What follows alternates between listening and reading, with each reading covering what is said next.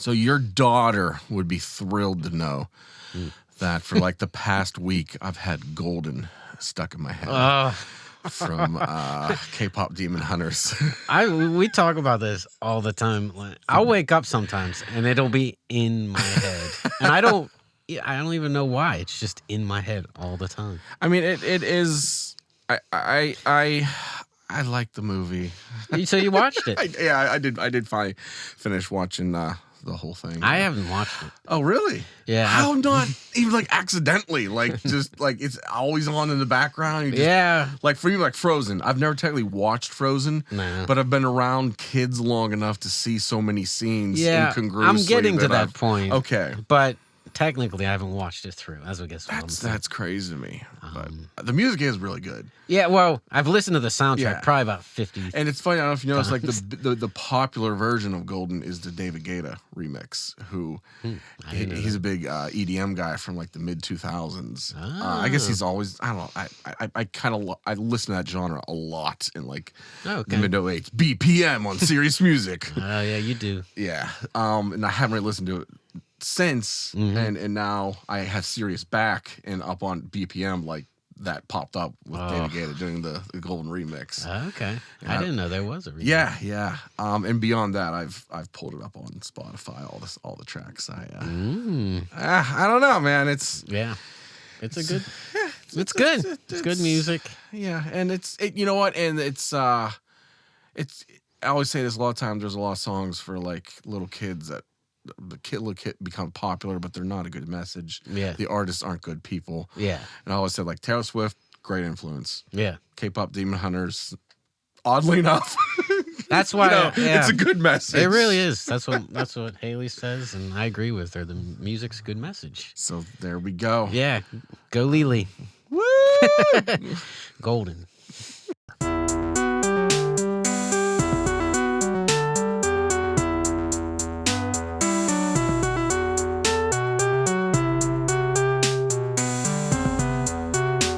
Gobble, gobble, gobble, motherfuckers.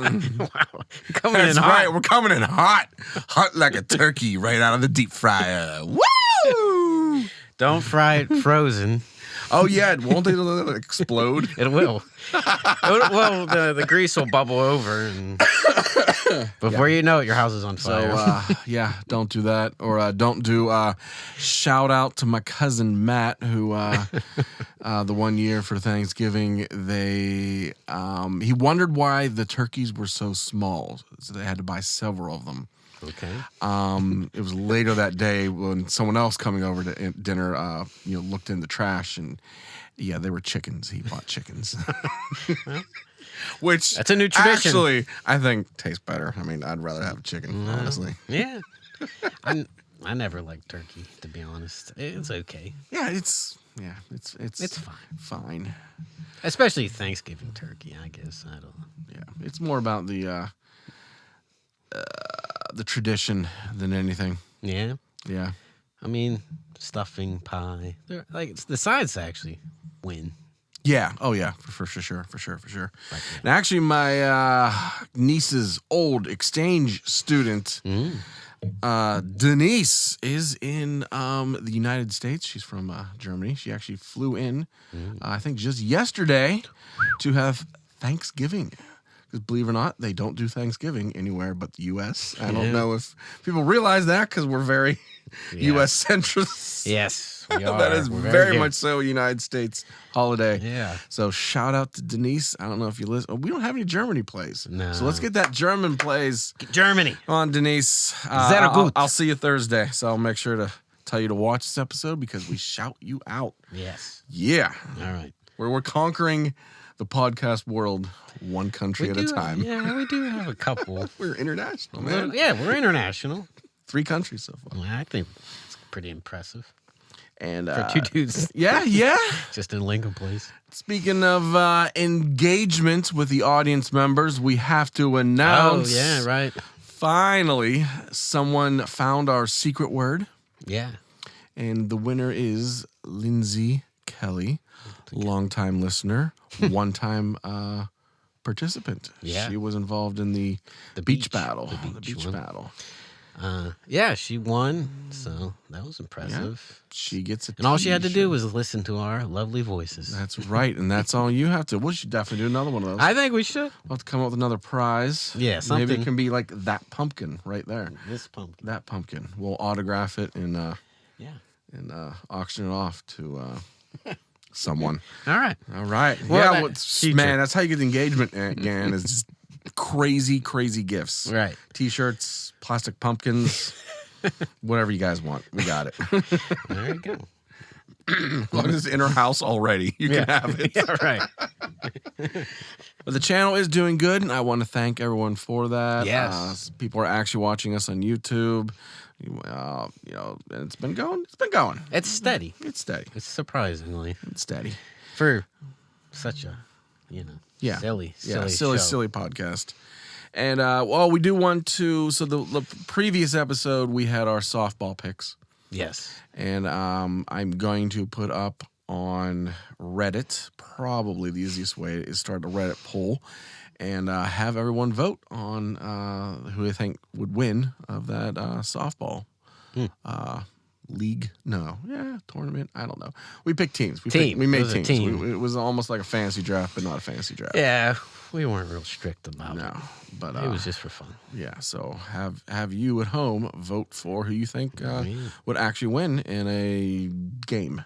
Yeah. Not a season, not a fight to the death. Just a game. Just a game. One game. One game. That's right. Okay. Anything else there you want to bring to the table while we're in the intromatic zone? I don't think so. That was pretty thorough. Okay, we did it all. We won. We won the intro. If you can win an intro, we won. What Yinz playing? All right, this is time to talk about what we've been playing. Oh, yeah. And I know we both been playing some Hades too. That's right. Ooh. Woo-wee. Still loving it? I'm still loving it. Yes. All right. But I'm going to take a hot take. Oh. I have a hot take. Oh, shit. All right. This is going to get real. Okay. This is where we're going to get some YouTube ice. hate. I'm looking forward to it. I'll grab some ice. There you go. I don't think it's going to win Game of the Year. That's my hot take. Okay. Only, I will admit, it feels a little too much of the same for me. All right. I feel like there's not enough difference from the first game for it to really.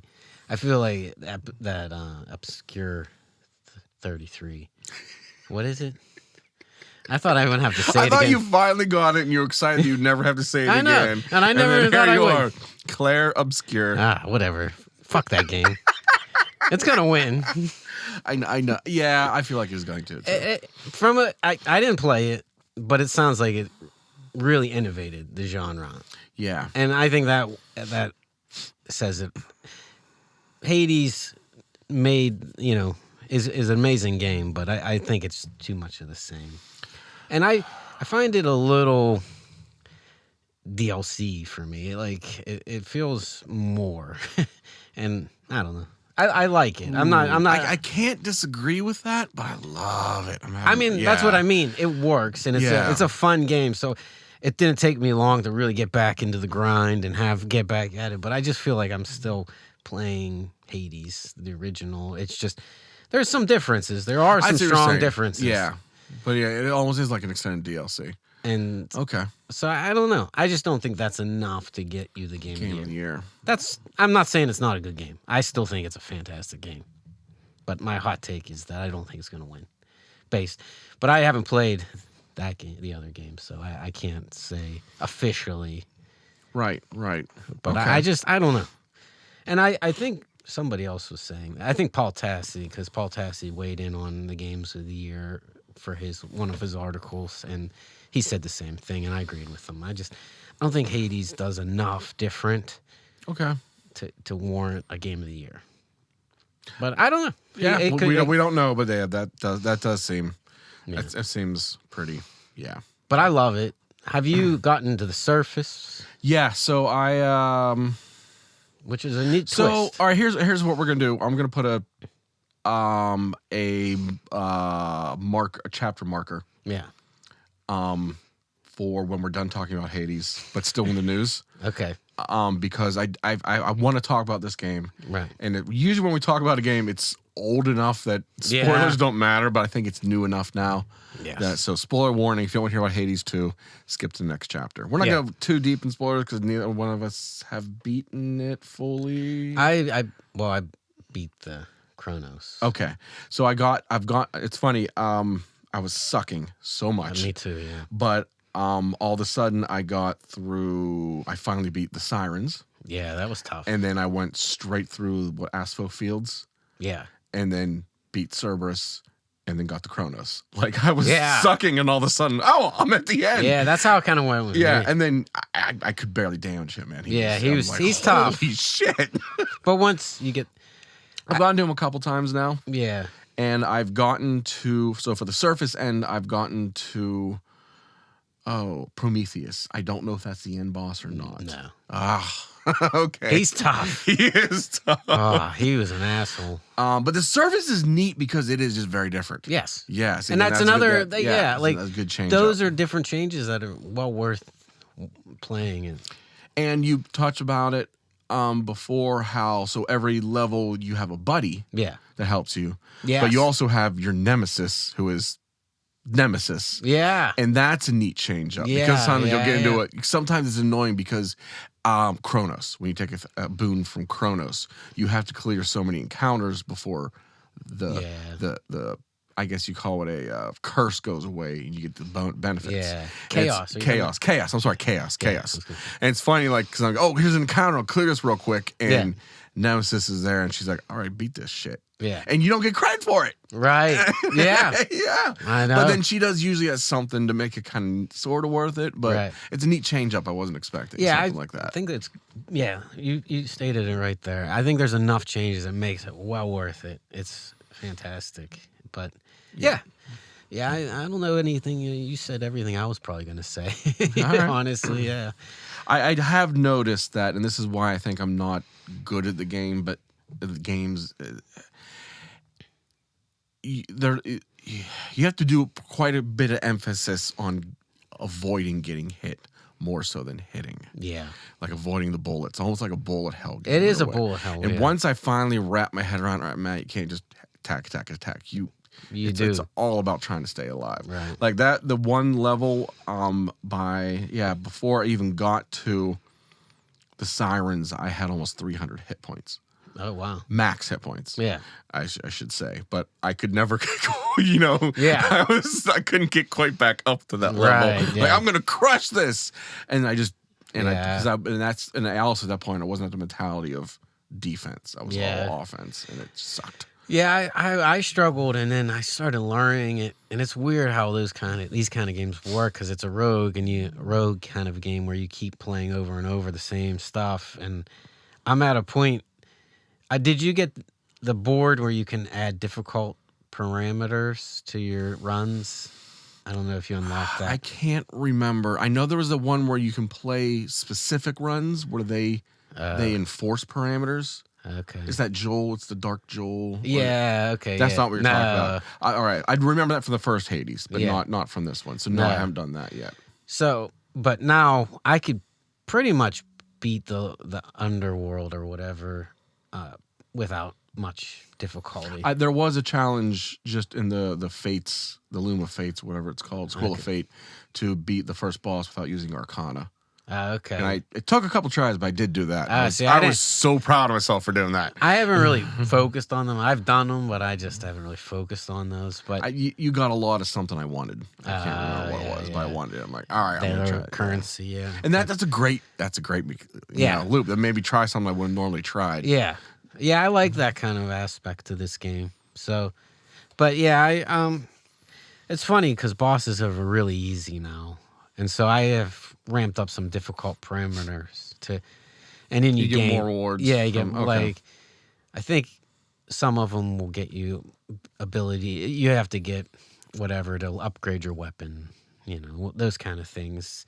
So it's worth it, but it's funny how that game works. It's like you get so good, so consistent after a while because you try so much. But I did struggle quite a bit. Yeah, what's your favorite weapon? I don't know. I haven't found one yet myself either. Actually, based on your, like, last time we talked, I tried the backstabbing weapon. And I had a lot of fun. I didn't think I would have fun with that weapon. You got to get a good build on it, though. Yeah, and that's the key with this kind of a game. But I ended up trying the axe. I don't know what it's called. I kind of enjoy the axe. And I beat Cronus the most with the axe. Okay. I just got so good with it because I played with it mostly. See, maybe I need to pick one, but I'm having fun switching back and forth. Yeah. The skull is so weird. I haven't tried it. Yeah, I just said this could be weird. It is weird, but it makes it neat. I think it might be I might stick with Sometimes that's how it works. Yeah, it's very cool. Interesting. I mean, they do that. They're so good. They're just there's good. a lot of things I wouldn't try, but I did try in this game. Sometimes just you're stuck with an ability, like, all right, I'll use it. Like Charm was one. Okay. I think that's one of the Serene. Remember there's the moon? Yeah, the moon. Oh, that whole system's neat. Well, that's a whole upgrade system within itself. Yeah, that was cool. That's really neat. I like that. Yeah, but one of those is you can charm someone. Yeah. And it's like, But you can charm, like when you fight the sirens. Yeah. You can charm the other members of the band. Yeah. And like I just kind of sat there and let them like kill each other. It was like, oh, okay. Yeah, it's pretty powerful. Same with Cerberus. He spawns a really tough sub enemy. And you can charm him. Okay, yeah. And I was doing terrible in that fight, but once that's a dog, right? Yeah, the dog. Yeah. Three-headed dog. Three-headed dog. Yeah, but yeah, he killed Cerberus for me. I'm like, oh, I'll take it. See, I didn't. Yeah, I on the surface. I think he's on. Oh no, he's not on the surface. No, he's not on the surface. No. Wait. No. He's down. Cyclops is the first one. I might be thinking actually of the Cyclops, something the Cyclops spawned it. Yeah, he spawns a bunch of enemies sometimes. Yeah, it might have been him. Anyways, yeah. Yeah, Cyclops was kind of annoying, but he's pretty easy now. Yeah. Most of the surface isn't too bad, but Prometheus is, he's tough. Yeah, I think it was the last. There's that memorization spot. Did he do that with you? Oh no. Yeah, it's kind of like he shows his attacks. They're like full screen attacks, but they are basically like upper quadrant, lower, and then middle. And so like it'll flash. He's gonna fly across the screen on the upper part, then the lower part, then the middle part. Maybe I did. I can't remember that. I think fighting him for the first time was where I ended the night. So I might have been a little drinky in that point. That's a game where you want to drink a little more than you should, because once you get too much, you're really, have to stop. Yeah. It's a good game. Yeah, I'm enjoying it. I don't think it's gonna win. Oh, speaking of drinking, I have yet to come across the drinking god. What's his name? Dionysus. Dionysus. Dionysus. I've been looking forward to him. So he does. Okay, good. I'll tell you this. Yeah. I was not prepared. He has a major bulge in his. He's wearing a Speedo and he has a major bulge. Nice. So you get to look forward to a big bulge. Okay. But just fair. Because how many big-breasted women you see in video games? Why not throw a bulge in there for the women? Yep, go for it. All right, I'm excited for that. He's funny. We'll say I'm in the music getting better and better. The music is fantastic. Did you get the Cronus? I talked about I eliminated it from the last episode, but did you hear Cronus's level? The weird synthesizer kind of music?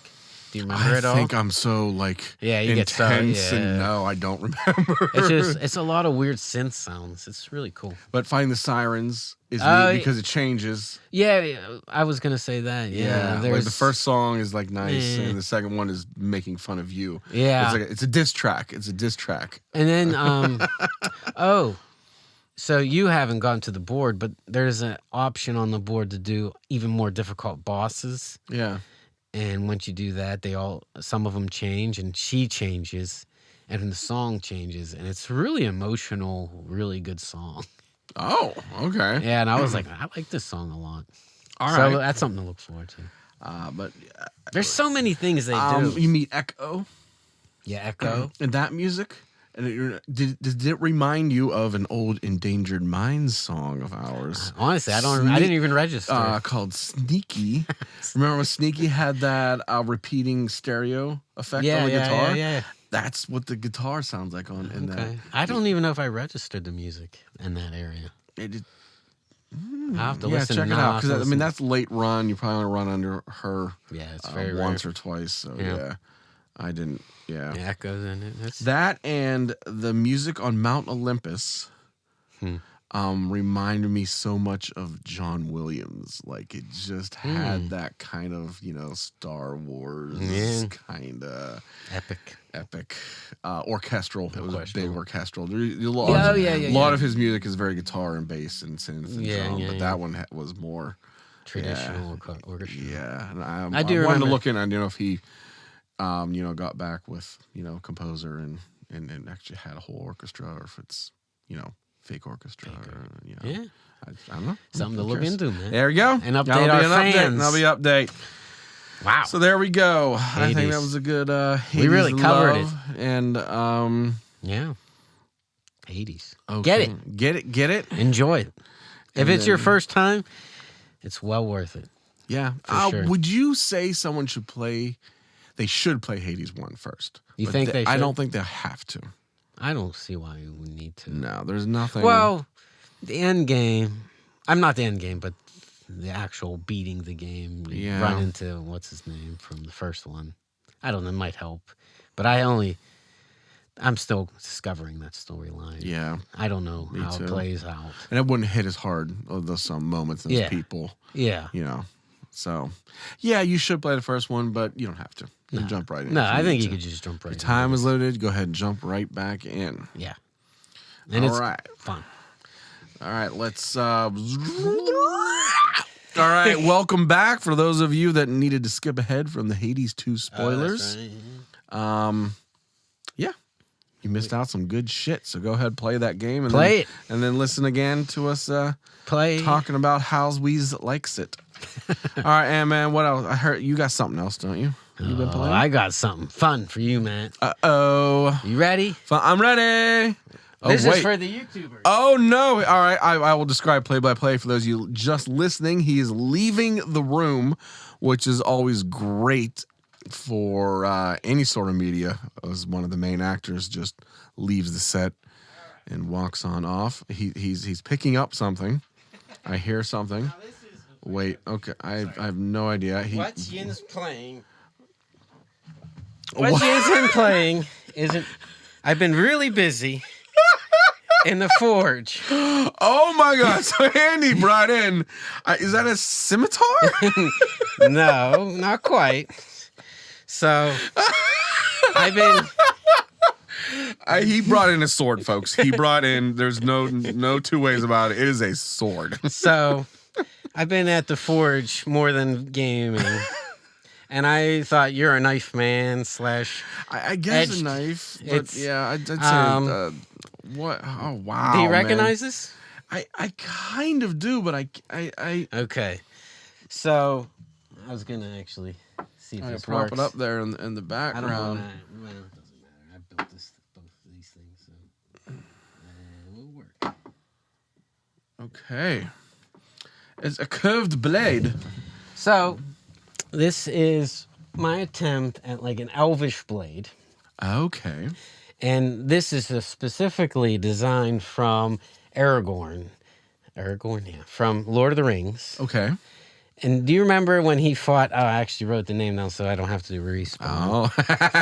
Oh. Uruk-hai Lurtz from the Fellowship, when the guy who killed Boromir with the arrows. Yeah. And then Aragorn fights him and chops his head off. Yeah, that's the weapon that's he the uses. knife. Like, if I don't know if you remember a knife he used to stab him in the leg, and then the guy, the Uruk-hai Lurtz, pulls it out and throws it, and then Aragorn smacks it out of the air with his sword. Oh yeah, okay. So that was the knife, and I was just trying to make an elvish blade, and I just did a random search, and that kept popping up, and I was like, that's a cool design. I'm gonna try to forge that. And so that's what I've done for the last couple weeks. Wow. And so Well, bring it up close to the camera for the. No, you want me to? Yeah, show it off. Let's. So, folks. So, there it is. So yeah, I just wanted to say that It's not supposed to be a replica. This is kind of my own twist on it. No, that's even better. You know, everyone does replicas. So I know how much Matt loves knives. Oh, and, shit. and Oh, stuff shit. like this. So now, oh, he's leaving again. What? So Are we gonna do a real world fruit ninja here? yes.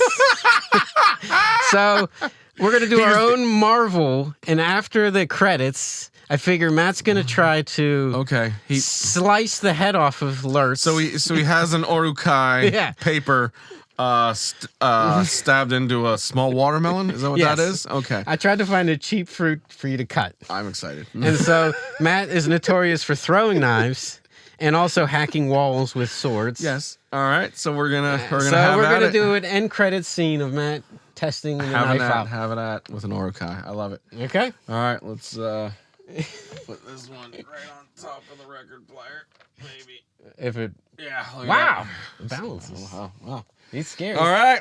Sorry, our printer is kind of fucked up. It makes it scarier. All right. So that was one thing I did. You've been forging. So I've been forging. I already forged out another one of those. So. Oh, really?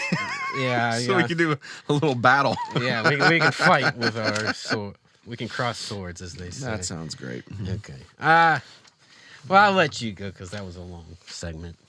I have something else. I actually, video game wise. Sorry. And I'm also wearing my Forge shirt. All right, let me. Oh, I forgot. I played 2 games. Okay. All right, I'll start with the first one here. Right. I had some time to kill, and I'm like, you know what I'm gonna do? Mm-hmm. Monster Train 2. Ooh, you finally did it. I finally did it. So, what's your thoughts? I really enjoyed it. Okay. So it's a lot. There's so there much. At first, I'm like, I have no idea what I'm doing. That's what I said. I said, give it a little bit of time. And I was overwhelmed. But I think they knew that, and that somehow I beat the first boss. Yeah. I think, they kind of probably script it that way, because I'm like, I don't even know what's going on. I'm going to die. And all of a sudden I won. I'm like, that doesn't seem right. Yeah. But it keeps you going. Yeah. I also had a little bit of trouble getting my controller to work. At first, I thought it had to be wired, but no, I think I just had some weird issues. Yeah. But so I was able to use both the Xbox and the PlayStation controller, fully supported. It does support ultra widescreen. I always like to add that little tidbit for those. Nice. But it is. Yeah, I really enjoyed it. I got sunk into it. It does remind me a lot of Slay the Spire crossed with, I don't know, just RPGs in general. Mm-hmm. But I had a lot of fun. I played for a couple hours. Yeah. I think I got pretty far, maybe to the last boss. I think I got to, on that stage, and there was a whole lot of different characters and whatnot. Yeah. But I enjoyed. I mainly did like a pyrogel build, which is neat how that kind of stacks up, and that was a lot of fun. I like how you mix different card decks, like you can mix them. Yeah, I saw that. Yeah, that's kind of just opened up to me, but I hadn't done that quite yet.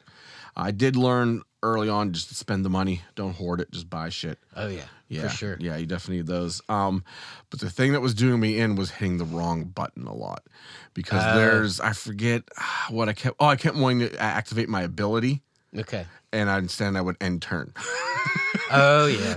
End turn, I feel, should be a hold. Okay. Or maybe it is, and I was still doing it. Yeah. I think it is. You're probably right. I've done that in many games, yeah. But there's so many times like, But it's neat. Yeah, I love a lot about it. Once I got my head wrapped around a lot of the mechanics, I'm like, this is cool. One thing I loved about them that I didn't realize they did exclusively, and when we went back at the beach, if you want to go listen to the beach episode, but at the beach, Eamon played Slay the Spire, and they're more rigorous. But this game, they let you rewind. You can undo. I should say. Yeah, undo. There's an undo button. I didn't realize that till late, and that's makes the game much more enjoyable. Mm-hmm. But Slay the Spire doesn't let you do that, so it's like you make a mistake, you're screwed. Yeah. But you can only that's at that turn, right? Yeah, it's not like infinite. So if you end turn, you're screwed. Yeah.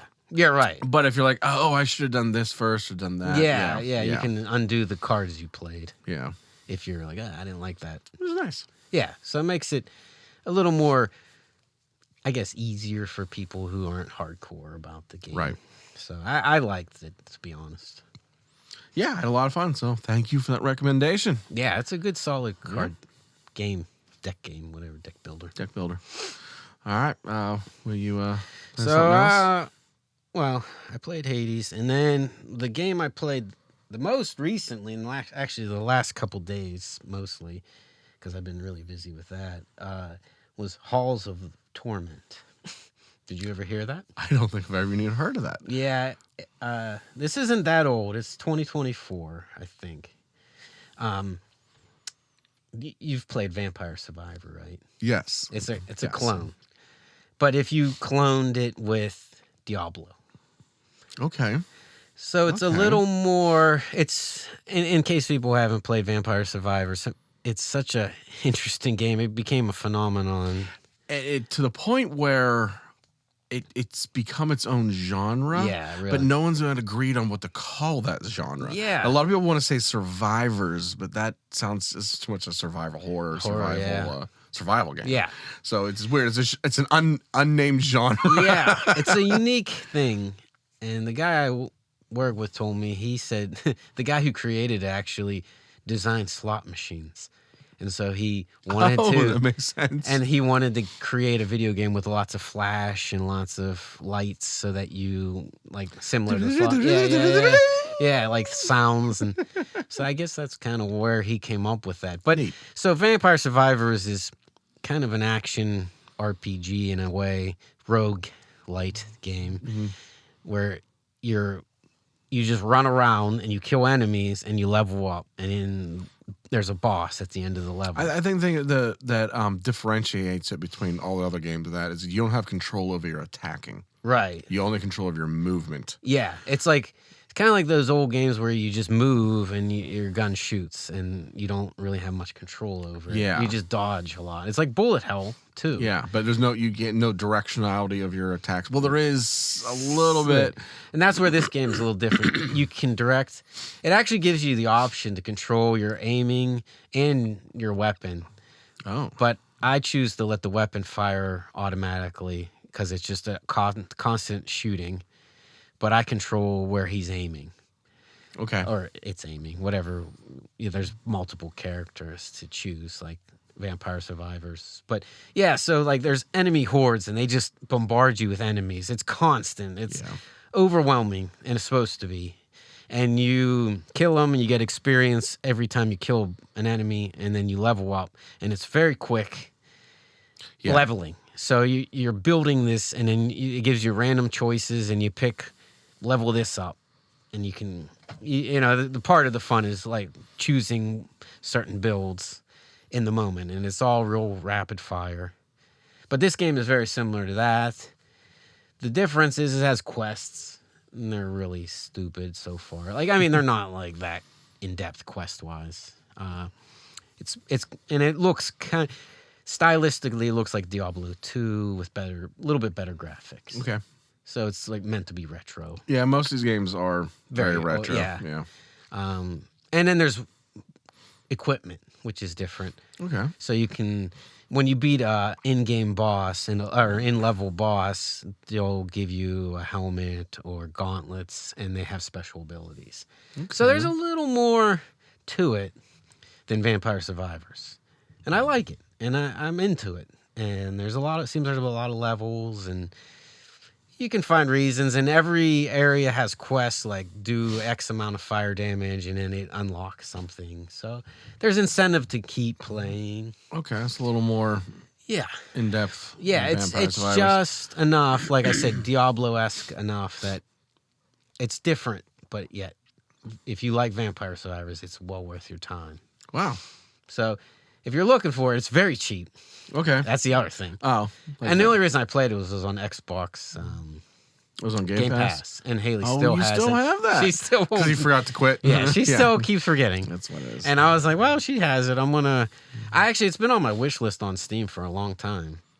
And then I was just like, I just checked new games on Game Pass because I was like, I should play something for the podcast. And I was on there and I was like, oh, I've been wanting to play it. So you have Game Pass. And, Yeah, I still do. It's if you're gonna have a drink, it's hard to drink and play because it's like Vampire Survivors, constant bombardment. But you can find ways. I think. I play Vampire Survivors while drinking. Yeah, so that might be a good because more one-handed almost game. Yeah. This one you can make it like I said. You can make it true to Vampire Survivor where it aims and it shoots. So all you got to do is move. Okay. But you can also do both if you want to do both and control everything. Interesting. So you have the option of making it a little more. Okay. But I think you would like it. Yeah. I mean, it sounds great. Yeah. Except, what? Guess what game I've been playing? What's that? A clone of Vampire Survivors called Mega Bonk. Oh, I was gonna ask. I was on my list. Is that another one? Yes, it's another one. Really? I saw you playing it. Yeah, it's because I was going through your trophies. It's gone. A lot of people told me to play it. Paul Tossi mentioned it once, actually. Yeah. So it's Vampire Survivors, Okay. but third person perspective. And that's really the only difference. Like, I'm almost annoyed because it is very much so a ripoff. Wow. Even like in Vampire Survivors, when you open up a chest, it goes that and there's like three chests. It's exact same screen. Really? Like, what the hell's going on here? Seems like it.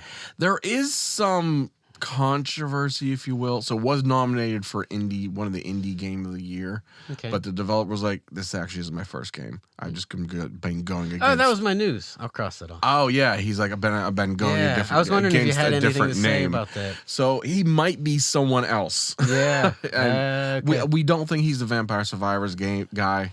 That's be a little too weird. Okay, yeah. But this guy's fully aware of what this game is, and it's like $4. So yeah.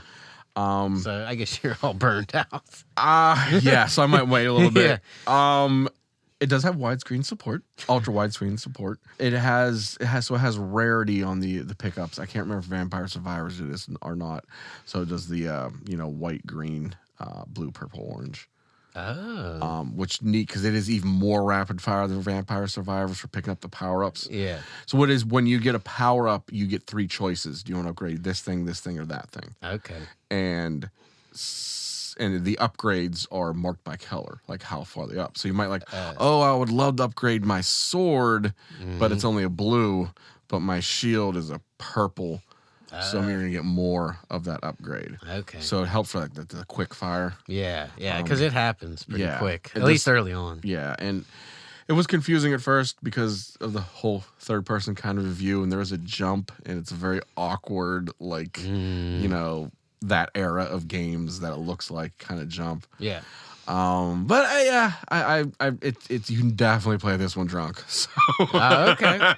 Yeah, it's on my list. I do intend to maybe play that one, but I didn't know that was a Vampire Survivor type. Very, very much so. So I'm kind of the same way. I'm like, okay, yeah, because I'm getting a little bit tired of. Yeah, that's why. Yeah, they're fun, but they're not right. This one to me more was like, hey, I haven't played Vampire Survivors in a while. Me too. What was going to change it up a little bit? But there's a little bit. Yeah, this game's similar. Very similar in that sense. Like there we go. All right, well. We both played the same-ish game. You come to a Vampire Slayer. I don't know. That seems almost Halloween-y. No, that was our last episode. Yeah, this is thanks. We're thankful for Vampire Survivors. Knives and pumpkins.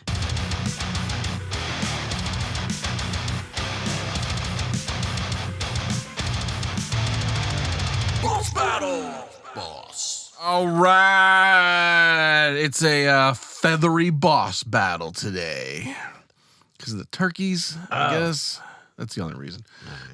Your turkey looks like it's been working out. That's right. It has. Well, it's got to build up the muscles so we can eat it. It does look pissed. Like you're gonna eat me. Bought this like 6 hours ago. It's very orange. Yeah, it is. I like it. It happens when you're. It's rare to get an orange shirt, other than construction. Yeah, that's true. That's true. Or Steve buys it for you. Steve, he loves his orange shirts. That's Hutchison. Officer Hutchison. Yeah. I think he stopped listening to the podcast. Or maybe he moved to Singapore. I've talked to him a while. Yeah. You never know. That's true. Anyways, moving on. Boss battle. BB. BB. So what are you calling these? This is like a blind ranking. A blind ranking. Right. These are all the rage with the cool kids. Apparently, probably 10 years ago. Yeah, we're up on them trends. This ain't no 6'7", right. but 6'7". I learned a little bit about 6'7". Do we want to talk about that? Sure. My daughter, who's into the YouTube. Oh yeah, she should be at that age. Yeah, right. Well, she's 7. Or a little younger. She's 7. She's not 6. Oh. All right. She says it means so-so. Oh, so it's like so-so. So interesting. That's what she said. Yeah, I've heard other things from it means nothing to it just. It's interesting because I think when we were younger at that age, we had things that were regionally came up with, and it meant something to us. It meant something different. Yeah, I feel like it changes probably, but the latest thing that I could put a definition on was it means so-so. But again, it probably doesn't. I'm pretty sure it was my hockey jersey number.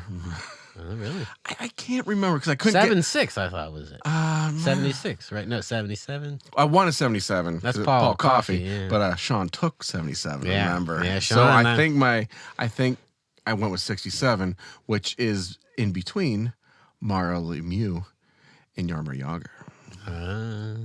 It was 66 and 68, so 67 was in between. Nice.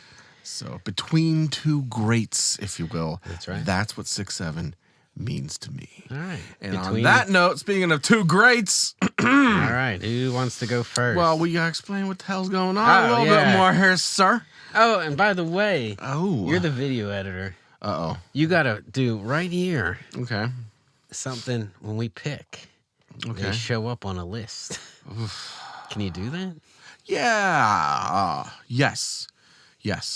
I can make a list. What I can't do is change the list without the list turning off and back on again. I don't know what the fuck that means. Yeah, well, you'll see it, folks, unless I learn some more skills.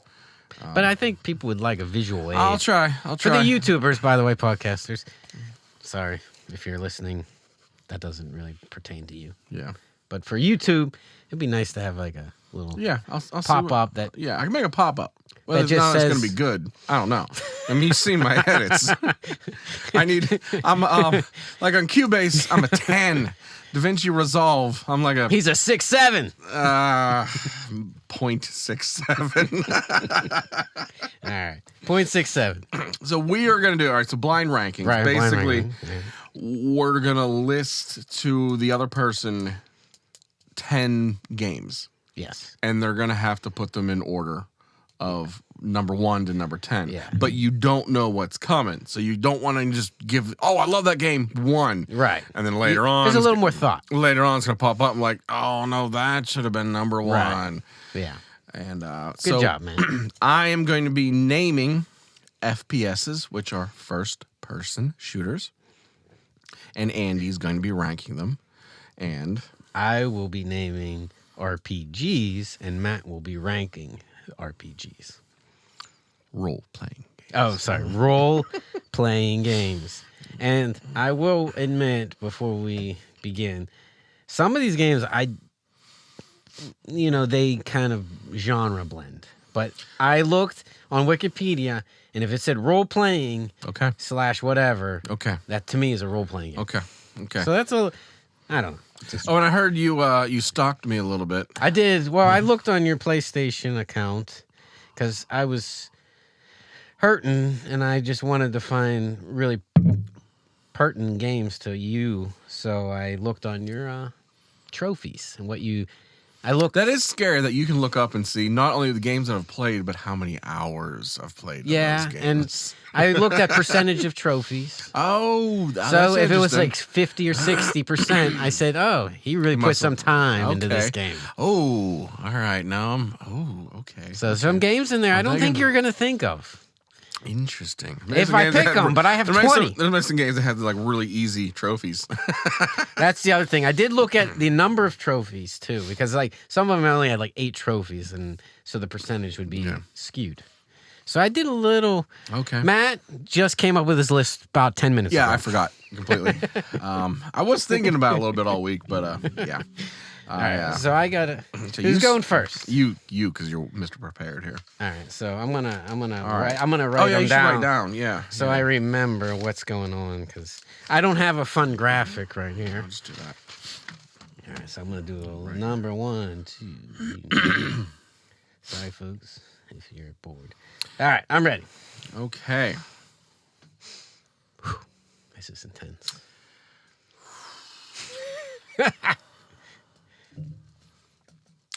BioShock Infinite. Ooh, that's a strong start. I know. I figure I'm gonna hit a good one. That's a 4. Number 4. I don't think that would be. Yeah, that's pretty strong though.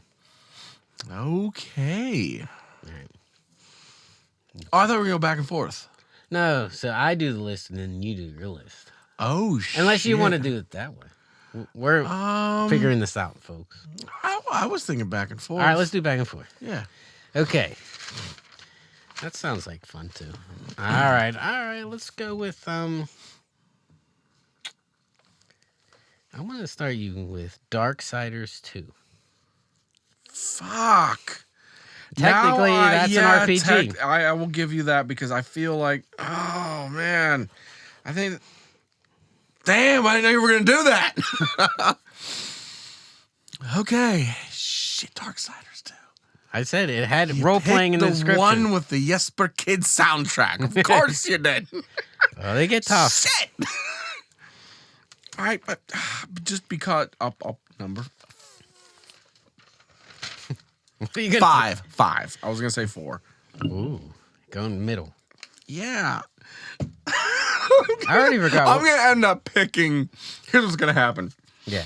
I'm gonna end up. You're gonna name a bunch of shitty ones that I'm gonna have to put in the top, and then I have nowhere else to put. So I'm gonna have to put one of my favorite games of all time, which is be number 10. That's how it goes. Predicting it. Did you remember what I said for bio? I already forgot what I said for bio. 4, because Okay. I was gonna say 4. Okay. For mine, but I dropped it that one. Okay, so yours is 5. Mm-hmm.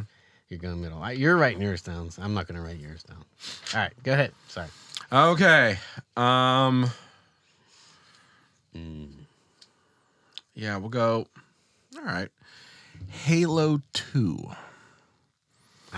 Now I know that you only technically really played that much but you played a lot of it. I did. The multiplayer, the sword ball. And I will rank it because we did a lot of, and that was a classic game for us as a crew, especially Haley. Haley played that. Yeah, Haley played. One of the few FPSs she'd play. So I'll go 9. Because, like I said, I didn't play the campaign. Yeah, so I figured this would be a good out there one, if you will. Yeah, that's fine. All right, Matt. Let's see. Where should I go next? I have so many torturous ones for you. All right, let's go. Torturous. All right, let's go Mass Effect 2. 1. That's your number 1. That's my number 1 game probably ever. I thought so. Yeah.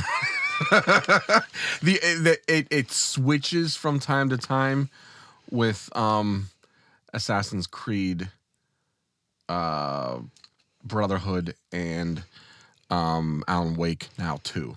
I wouldn't call those technically RPGs, although if you could put them on there, I'd fucking have to kill myself. Well, I looked in Assassin's Creed and it did not put RPG. Assassin's Creed is not RPG at all. So I did not put any Assassin's Creed. Yeah, but yeah, that's easy. That's my 1, man. I thought that might be. Yep. All right. Oh, we it's gotta right back to me. All right. Now this one I might have to switch it up. Doom original, like the old school, the original. The original. From the 90s. Yeah, I don't know if you played that. Oh, I played it. I thought so. All right. I did. It's not real high. So that's a 10. Interesting, because it's time to how much does nostalgia play into it? How many games are good? How many games is just you remember them being good? I played it late, and I just played it to play it. I didn't really love it because it wasn't. And some people like that is their zen. Like they have a hard day at work, they will come home and just shotgun, No, I like people for an hour. But yeah, I definitely like others. Okay. All right. So you said, how about The Witcher 3 Wild Hunt? Where's that?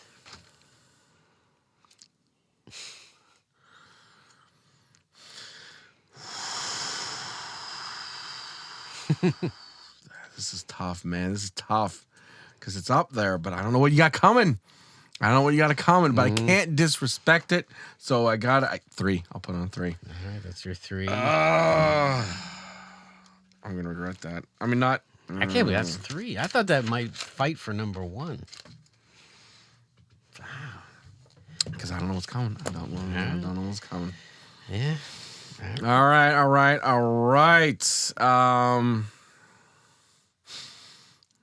Portal 2. Oh, Portal 2. That's high. Assuming I remember. Yeah. I know this is the first time you played it or the second first time you played it.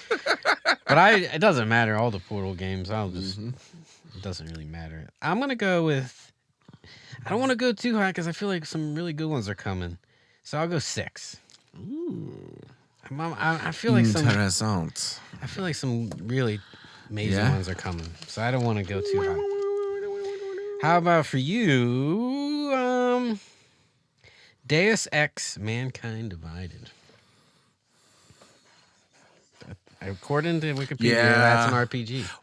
I'll give it that. Though technically, that game is an immersive sim. Oh.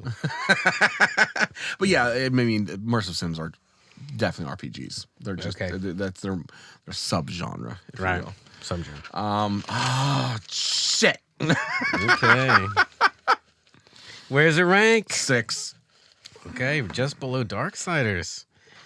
Wow, I didn't think that. I thought it'd be a little higher. Me too. All right, it's fair. It's getting hot in here.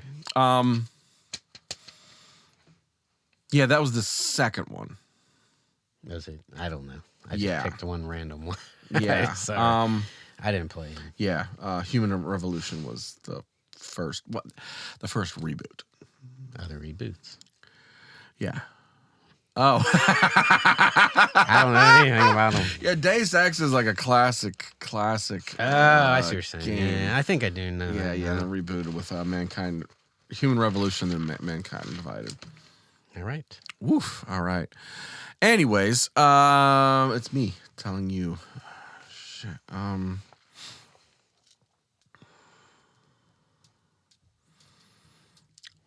Borderlands 3. Whew. I almost was gonna do 4, but I'm like, it's too early.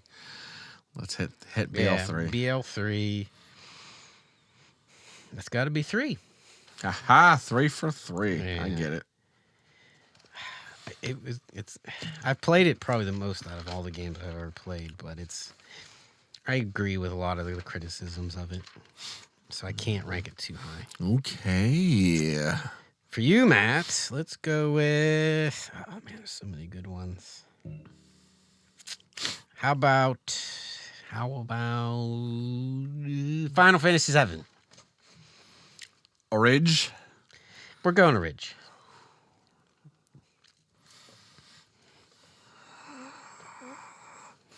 Well, it's tough ones because it was...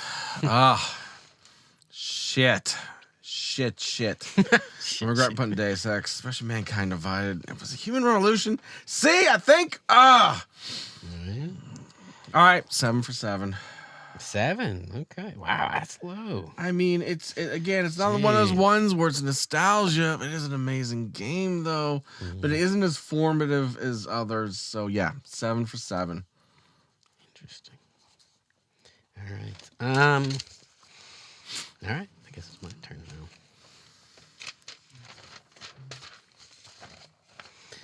So far, we got. See, this one I'm worried because I don't know that you played it, so I'll call an audible if you haven't. Mm-hmm. System Shock. Never played. See, I think we made plans to play it, but yeah, we never played it. Sorry, I never played it. All right. Similar era-ish, and I don't know if you played this. Dark Forces. Never even heard of it. Oh, it's Star Wars. It's the Star Wars FPS. No, sorry. My FPS game isn't as good as it should be. Okay. Are we gonna hit some Rocky Road? Yeah, we are gonna hit some Rocky Road because you gotta think of something else. I gotta think of something else, and I'm going to say that game that happened that one year that they came out. Well, if you need time to think, I'll do another one. Yeah. Is that better? Yeah. There's no rules here. We're just having fun. So. All right. I'll go through one. Transistor. That's technically listed as an RPG. Put that as an RPG? Transistor. Oh, man. Man, really? I looked it up. All right, I'm going to go then with 8. Only because, Wow, that's low. Because when it comes, well, first of all, everything else is taken.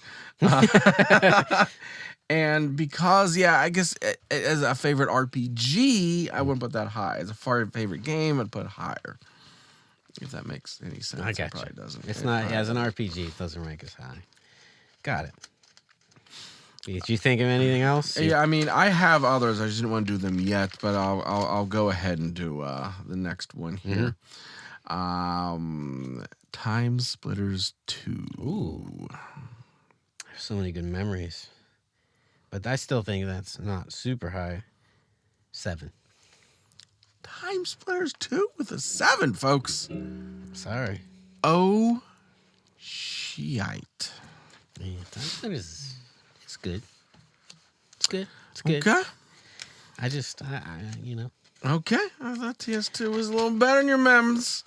It could be. But my memory is not great, so. All right, Matt. How about, I'm going to throw one in here. So I only got, I have 4 spots. Yeah, you have 4. We've done left. 6. So I need 2, 4, 9, and 10. Okay, let's go with Cyberpunk 2077. 9. Wow, pretty low. All right. Yeah, and I would have rated it higher as a shooter, as an RPG. See, Matt, he's working on levels we don't even understand. That is right. That's how much of a gamer he is. All right, I'm gonna go now to Tiny Tina's Wonderlands. Ooh, you weren't actually, expecting me to pick that. No, I wasn't, and I'm glad you did because I really enjoyed that game. And in fact, that sucks, but I gotta give it number 2 because I like it a little better than BL3. BL3. Yeah. I don't think I would rank it this high, but I do like it better than BL3, so I have to rank it higher. Okay. At least from story and a little bit of gameplay. Right. That makes sense. I mean, I don't think I played it as much as BL3, but right. You didn't have to play a lot to love it. For you, Matt, how about we go with Child of Light? You really consider that an RPG? I said RPG in there. I don't. There's no RPG elements. If you want to in that veto at it, all. I'll let you veto. You get a couple vetoes. I mean, I know exactly where I'd put it, but I just don't. Fuck.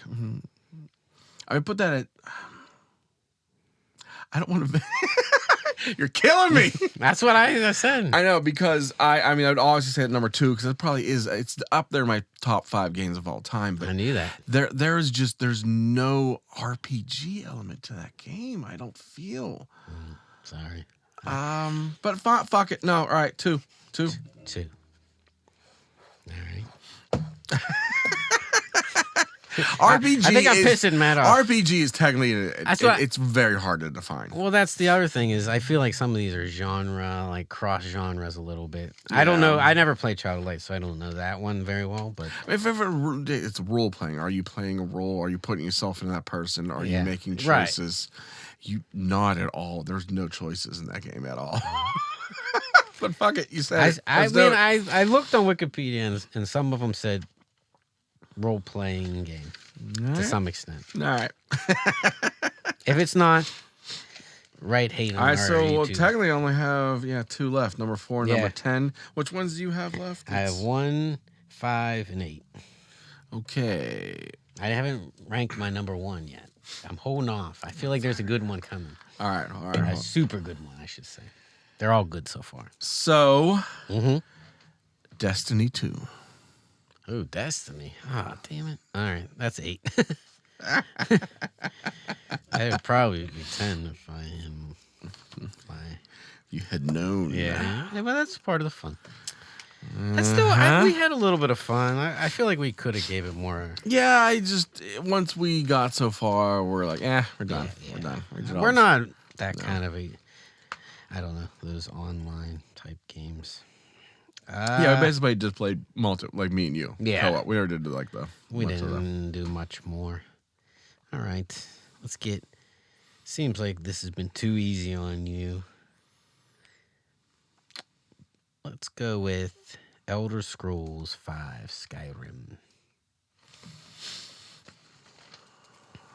What do I got left? 4 and 10? Mm-hmm. Well, 4 then. 4. I thought you liked it. I did. I mean, it's obviously not 10. Well, we'll see. This is where it gets tough, man. This is where it gets tough. So you only have 1 more left, and I have 2. You have 2 because we skipped. You have not picked a number 1. No, or 5. Or a what? 5. 5. Yeah. 5. Okay. All right. Let's see if this is interesting. Here it's gonna be. Here we go. I like this now. Starfield. Oh, I guess technically on some level that is a first-person shooter. Mm-hmm. Hey, if I gave you Child of Light, you're getting Starfield. Yeah, I'm not complaining. I just didn't expect it. 1 or 5.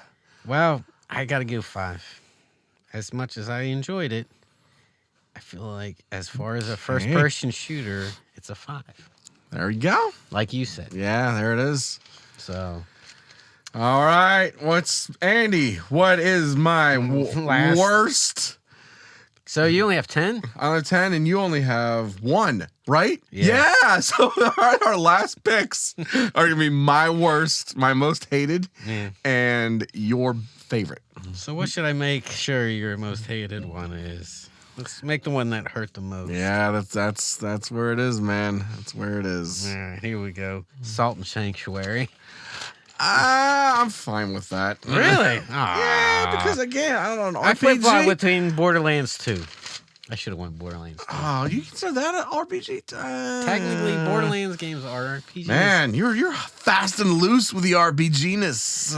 It said RPG. Okay. In its description. Okay. You're loose. All right, Andy. Okay, your number 1 first-person shooter of all time is Serious Sam 4. Oh, God. Oh, you know what? I thought we were friends. Now I hate you. I had that one on here. I didn't know when to say it, and when I realized, he's leaving 1 open, I'm going to leave Serious Sam open. I think we played that together at least twice. Yes. Maybe for a total about 3 hours. Oh, why would you do that to me? I'm embarrassed. Should have went with Starfield. I should have. I thought you were going to maybe go one of the newer Dooms. I thought about it. Nah. You're too easy. You're a too piece of ass. Oh, well. All right, I'm going to buy you some Serious Sam. I think it's the bomb is the symbol. Yeah. Is that right? Yeah, I'm going to buy you a bomb that t-shirt. Game was dumb. It was fine. It was worth... No, I think you actually did pay money for it. I think we all... No, I didn't. I made us share it like that PlayStation thing. So I ain't buying this. And now it's my number one shooter of all time. It's your number one first-person shooter of all time. Yep, it's canon. All right, folks, that was the list. Some questionable choices and decisions. I made it right here. Hopefully. But hey, I guess you're right. RPGs are tough, and first-person shooters are a dime a dozen sometimes. Yeah. I kept off all Call of Duty because I know you didn't. I think you played one or played two. I played Call of Duty 2 a little bit, but that wouldn't be high. All right, well, folks, that's the way it rolls when you do a blind ranking. Thank you. All right.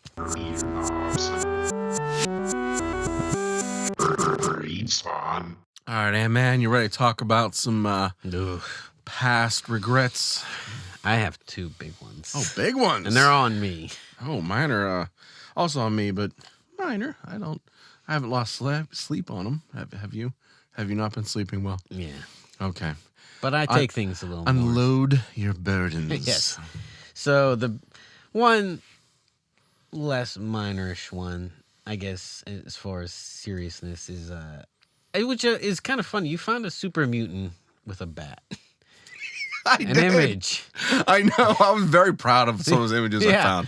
I actually found a Dulcim throwing a pitch. Oh, really? But it was. I can't remember. There was a reason I didn't pick it. I can't remember what it was. But yeah. Your images were really good, by the way. Good job. But, we're talking about the softball boss battle. Yeah. Folks. And go back and listen. I think it's worth a listen. This was a good one. But I was like debating the next day or a couple days later after I listened to the podcast, and I was like, do they actually carry baseball bats? And I looked on Wikipedia, according to like Fallout Wiki. Yeah. Super mutants do not have baseball bats. Ever? Oh, that's well. It's funny because I think the picture I found was like him not just holding a bat, but like in a mask. Yeah. Like it was like, so it was obviously not. Yeah, it's real. not in the game. Not real. Oh. And I felt kind of bad, but they do carry melee, and it's just the maul and a spiked maul. Oh. That's typically what they give it, and it's always hanging off their back. If you look, there's like a handle. And my memory, whatever. Yeah, so they're swinging a stick-ish thing. It's just a maul. It's not a baseball bat. And I looked, and even there's a companion super mutant in 4.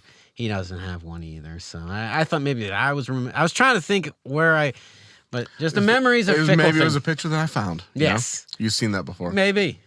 But either way. Fan art. Super mutants don't really, at least in the game, don't carry. Minor. Yeah, exactly. On that same note, though, I don't know if you noticed on Instagram, the illustrious unsung, a.k.a. Steve Miller, corrected us because remember, we could not remember what Mario's role was.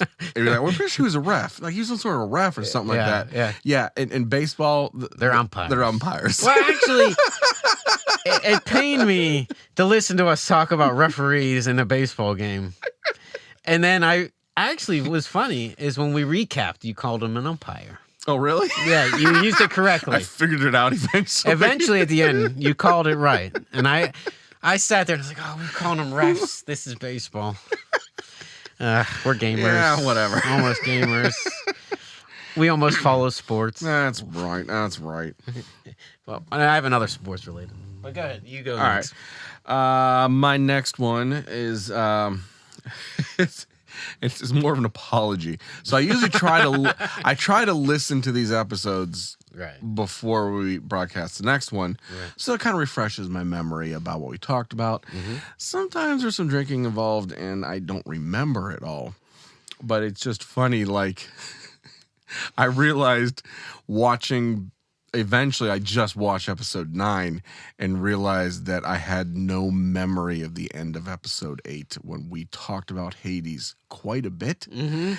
No recollection. That's why in episode 9 I was talking about all the stuff about Hades and, Homer being in it. Isn't that so cool? Yeah, I was a little bit shocked. I was like, we talked about this. Nope. So I'm sorry that I'm like, I came into episode 9 like, let's talk about this new game called Hades 2.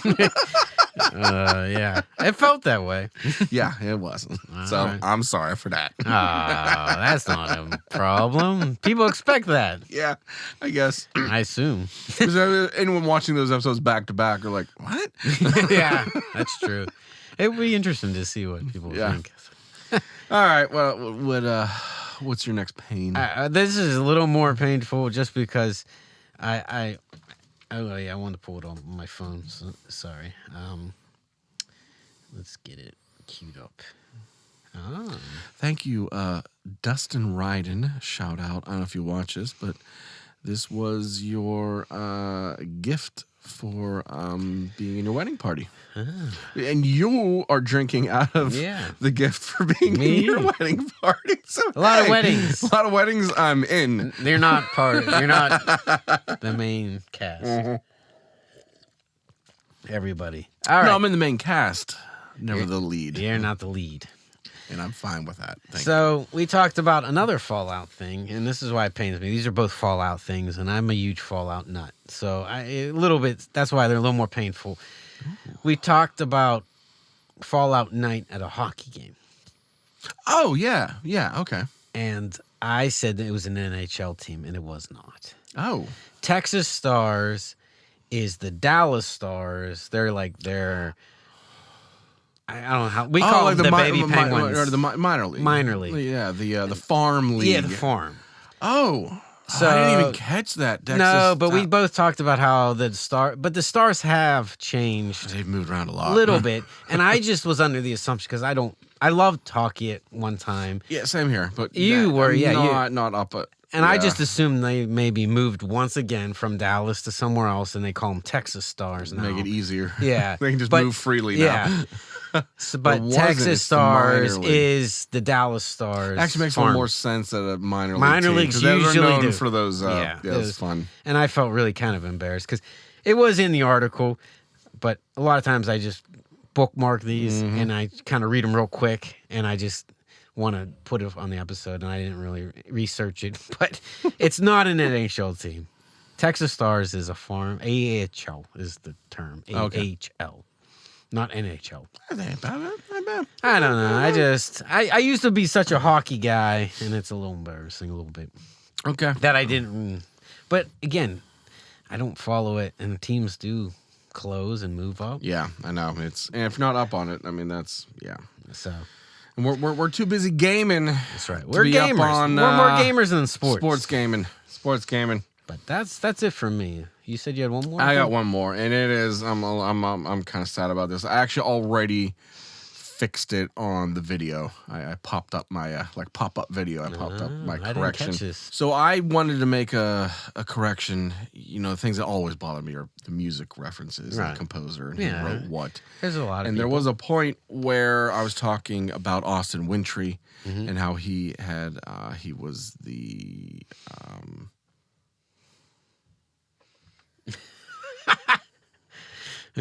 we already paused, so this is impressive. It's just he conducted the Darren Korb recording at Abbey Road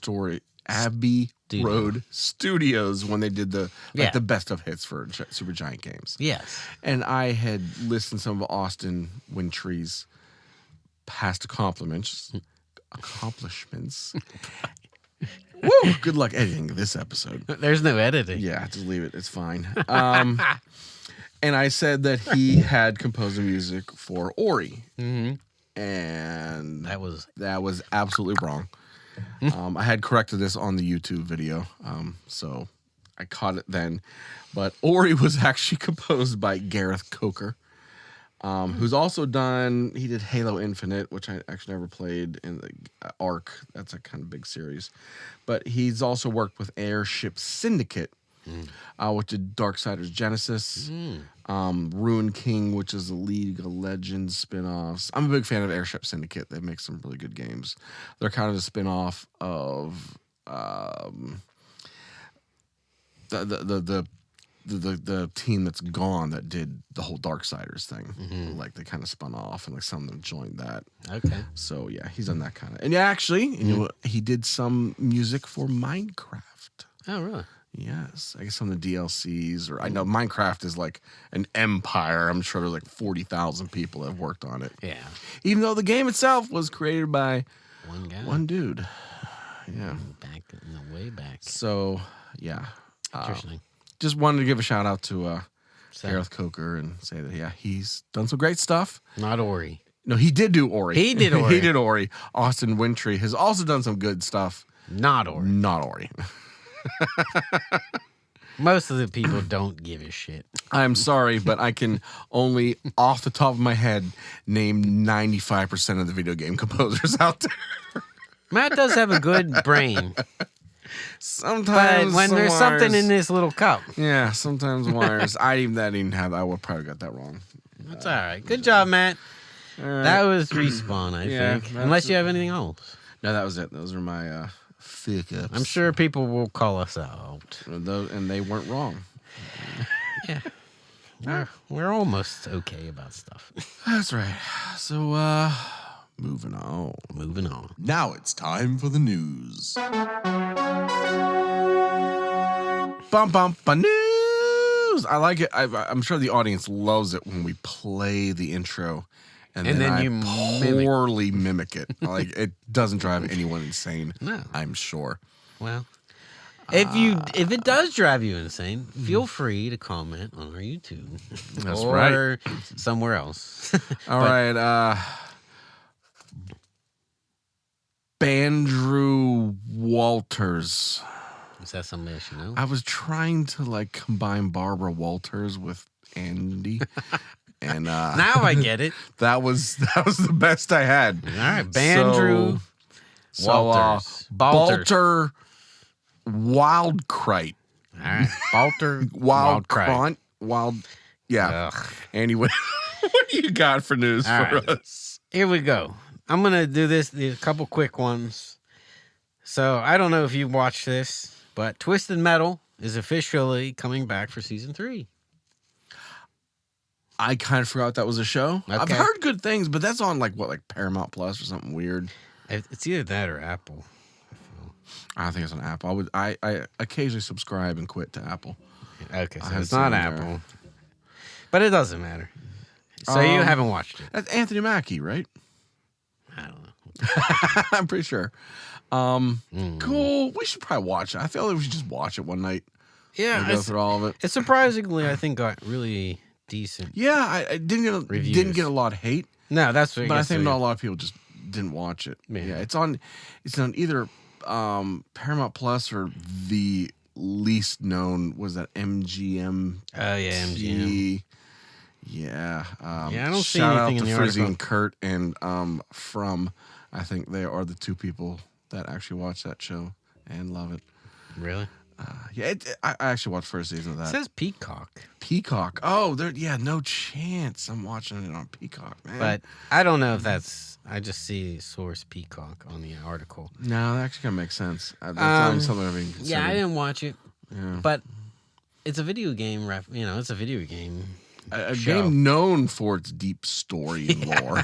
Actually, it was a fun game, but It was a it's fun game. For those of you who know, we would call that a vehicular battle game, I guess. Yeah. Like, you Steve loved it. Yeah, that was fun. You just drove around blowing up other cars. And everybody just had fun. It was a classic fun. It was game. of that era kind of a game. Yeah, it was 90s fun. Yeah, good times. But Yeah, I'll watch apparently it. the I'd watch show, I would probably, I keep forgetting about it, but it. Yeah, same here. Yeah, I if I had an ability, yeah. but I gotta pay $9 to stream Peacock for a month. Yeah. This is another quick hitter for Matt.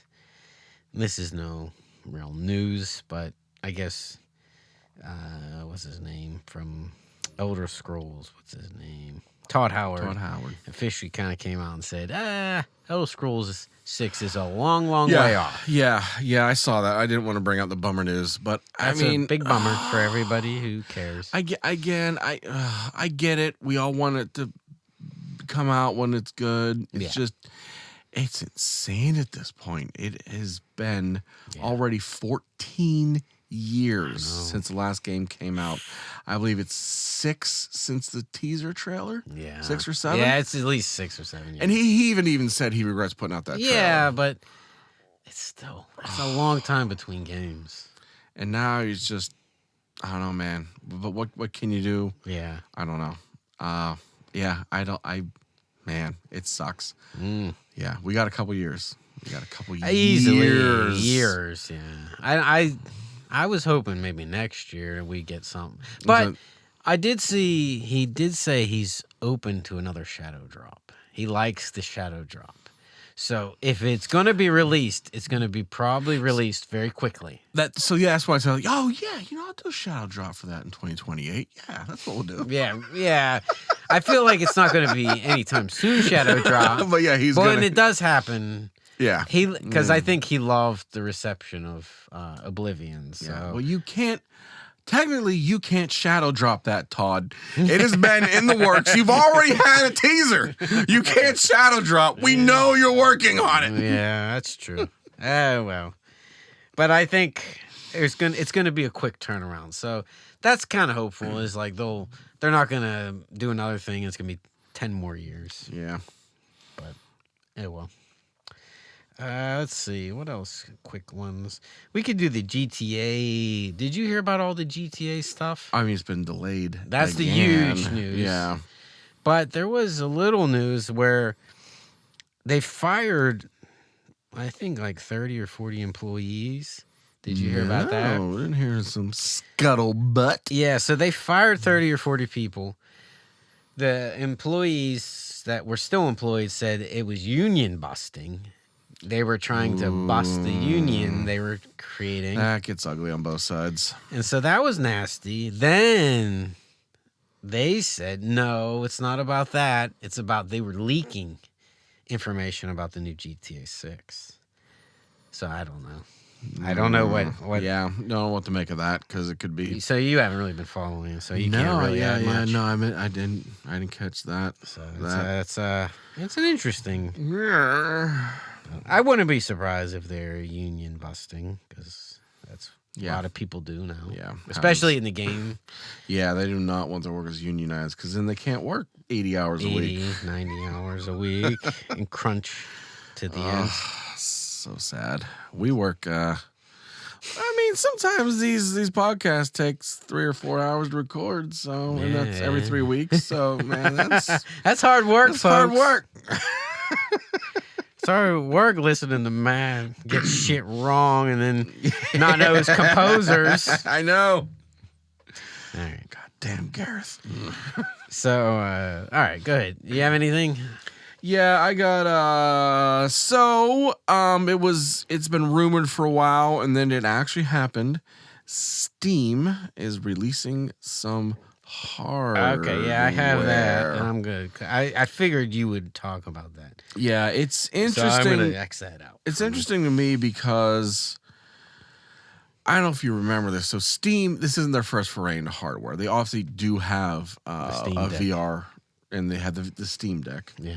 And they have VR headset. It's kind of like on the top end, but not really talked about a whole lot. But they had a Steam Machine, they called it in the past, which was basically a standalone PC-ish that was meant to, boot up, not with Windows, boot up just to Steam OS. Mm-hmm. And so it was purpose built to only play Steam games. Okay. And it didn't do very well. And it was never marketed very well. It was very strange. But a lot of people said, and I agree, it was their answer to be like, hey, Microsoft, we don't need you. We don't need Windows. Steam is kind of king. Yeah. It kind of worked in a way. Okay. I don't know if you remember, Windows used to have a vibrant gaming marketplace at that time. And they don't. Like, no one buys games off of Windows anymore. Did you know that was an option? No, I didn't know that was I don't know if it still is, but for the time it worked. It was basically them throwing their weight around. Yeah. It was interesting to watch the progression of that. Yeah. So to see it come back is even interesting because now we're at a time where like I feel like Microsoft is trying to get away from the hardware entirely. Okay. And just buy a PC and get the Game Pass and play on that. And now all of a sudden Steam's like, nah, fuck that. Again, here's a Steam machine. You don't even have Windows. Just bypass that shit entirely and just get Steam games. Yeah. So, and it's interesting. To me, it makes a lot of sense. Like, if you just want a game, you don't need all that other shit. You know, you just need something that boots up to Steam, you know, and plays Steam. Yeah, I often wonder about that. Yeah. So that's a good selling point. So it's meant to basically sit in your living room, and hook up to your TV or your gaming monitor or whatever, and just have at it. Yeah. And they've come out with a second generation of the Steam controller. Okay. Which I didn't know if that's gone away. They've had it before. I don't know if in the interim, if there's been iterations. I don't think. But now they've done it again. It looks neat. I don't know how you looked at it at all. It kind of, so the idea is instead of a D-pads, they're touch pads. So it can kind of double as a mouse pointer. So it's easier to mouse around because they're like little touch pads. That's cool. Plus, it had a lot of other buttons that you can do assignable because I know a lot of people buy those Elite controllers that have the. So basically, you can map the jump button to underneath where you can use like your middle finger to jump. That frees your other fingers. So it has a lot of neat, interesting things about it. And the Steam Frame is a new VR headset, kind of competing with the Meta Quest because it's fully formed. That doesn't sound right. It's wireless. It's all you put it on your head, and that's all it is. Okay. And it's interesting because what they're trying to do is to cut down on computing power. It has eye tracking. Yeah, I heard about that. And it only renders where your eyes are looking. Yeah, I did hear about that. So, where you're actually focused, it really super works on that. So that's like at the highest resolution. Yeah. And your periphery is your periphery. Yeah. And as you move your eyes, it like follows that and changes it. So it doesn't have to render a wide field of view, only what you're looking at. And it's both brilliant and awesome and like mind-boggling. Yeah. Does it actually work?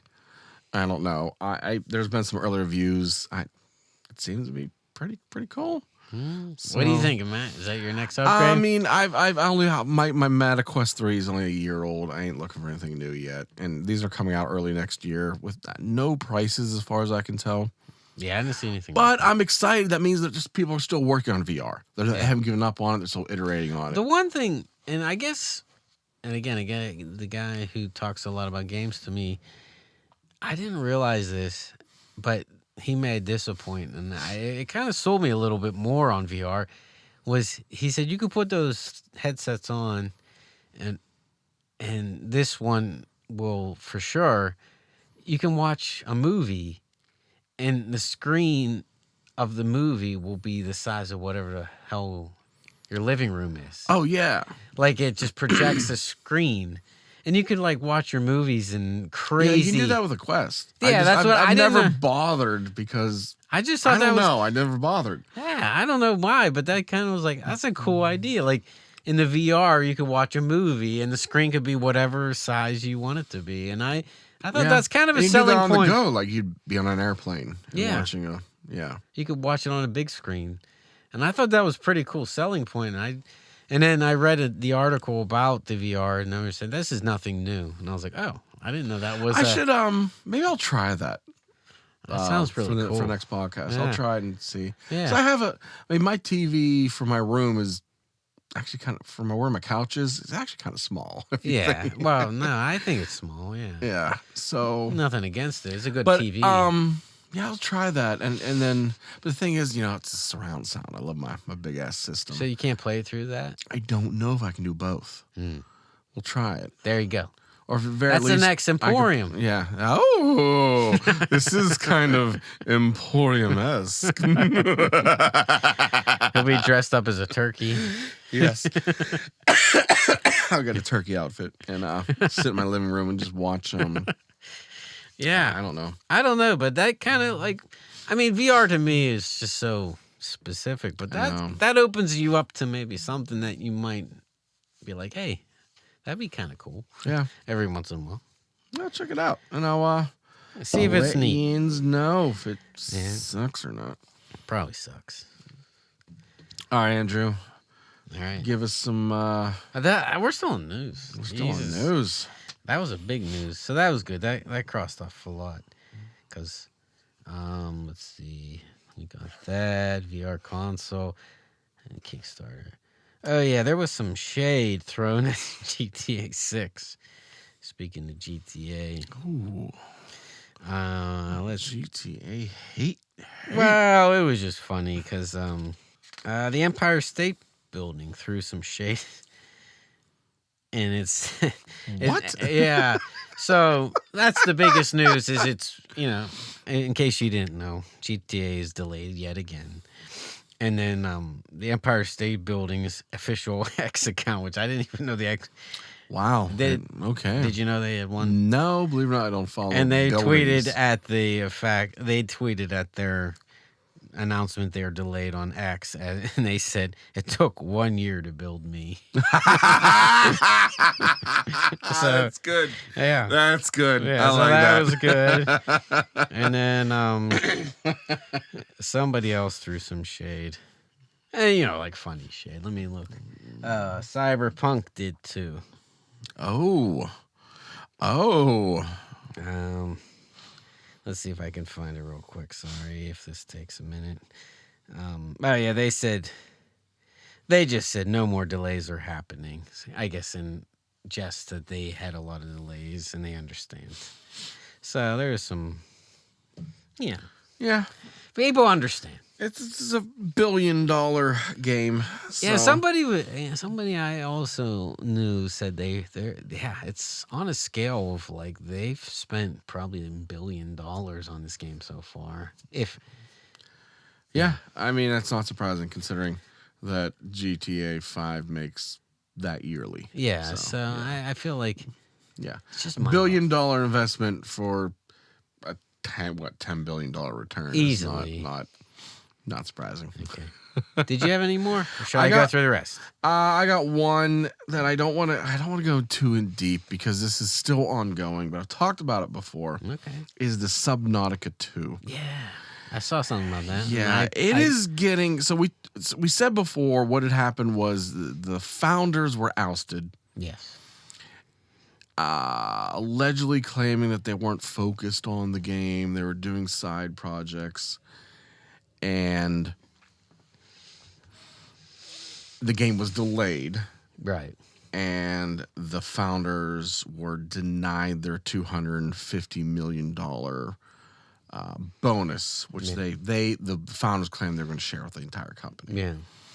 So a lot more has come out, quite a bit more now that it's in court. There's a lot of suing going on. And it's interesting because it is not looking good for Krafton. Krafton is the company that bought the Subnautica studio. And I'm going to kind of generalize it because, again, some of these are facts, some aren't. But I'm feeling like this is basically what happened. What happens a lot of times with takeovers, like you buy a company, you promise, this money, that money, and you set goals. Like, okay, if you release the game within so-and-so time, you get so-and-so much money. Yeah. That's what happened here. They were like, okay, we'll buy your company. Mm-hmm. You make Subnautica 2. If it's released within this time, it's good quality, you guys get $250 million. And it was part of the buyout. It's not like a bonus per se. It's kind of like we'll sell you it. Here's the money you're going to get. The money you're expecting. Right. To sell this game. Yeah. Apparently it was doing great. And it was en route to release on time. And the buyers were like, fuck. Why? Like, oh shit, we got to pay them this money now. Yeah, one of those deals. Yes, to the point where the the CEO, and this is on record, and he admitted to it because he was caught on court. He used ChatGPT to find a way out of paying them. He's like, "Hey, ChatGPT, here's the sitch. How do I not pay them?" Oh my God. And an interesting news about ChatGPT. Yes. This lady, she decided to use ChatGPT to help her pick lottery numbers. Did you hear about this? No. And she won. It's crazy. Crazy. But the heartwarming part is she's donating every single dollar to charity. That's I don't know how much it was, but it was a sizable amount. So we playing the lottery tonight? Apparently, ChatGPT could maybe help you be a millionaire. Yeah. You know what it can't do? That Help you weasel out of a deal that you've made. that scumbag mother. So basically, what it was is that in the end, he was like, "Oh, we're gonna delay the game," because that was one of the things where the founders were like, "Why are you delaying the game?" Right. And like, "Oh, because we want to do this and this and that to it." And they're like, "It's not that kind of a game." Right. They're like, "No, it needs to be that kind of a game." Jeez. And now it's coming out. They purposely delayed it because if they delayed the game, it didn't hit the mark. They wouldn't have to pay them. Wow. So even more reason not to play. Yeah, I mean, there might be more coming out, but so far it is not looking good. Wow. Like, and then some employees have admitted to, like, you know, their CEO sat down like, how can we get out of this? What a world. It's Oh, well. so again, I don't know in the end, but right now, for sure, I'm not playing this game. Not me. I'm not giving them any money. Interesting. Yeah, I thought, so that's all I have for news. Okay. I bring the hatred. So, are you familiar with John Romero? Yeah, I guess he's Doom. One of the masters of Doom. So he weighed in on what the best or the most satisfying, I should say, weapon in gaming history is. Oh, okay, interesting to hear. I mean, most people think it's his super shotgun from Doom series. So Yeah. what did he say? And let's see. The super shotgun. Oh, okay. It is though. It is, man. It is. It is. There's nothing better than that. So getting headshots on that. That game. Yeah, They know what they're doing. they do. I mean, he's a bit of a kook and Yeah. has been for many years.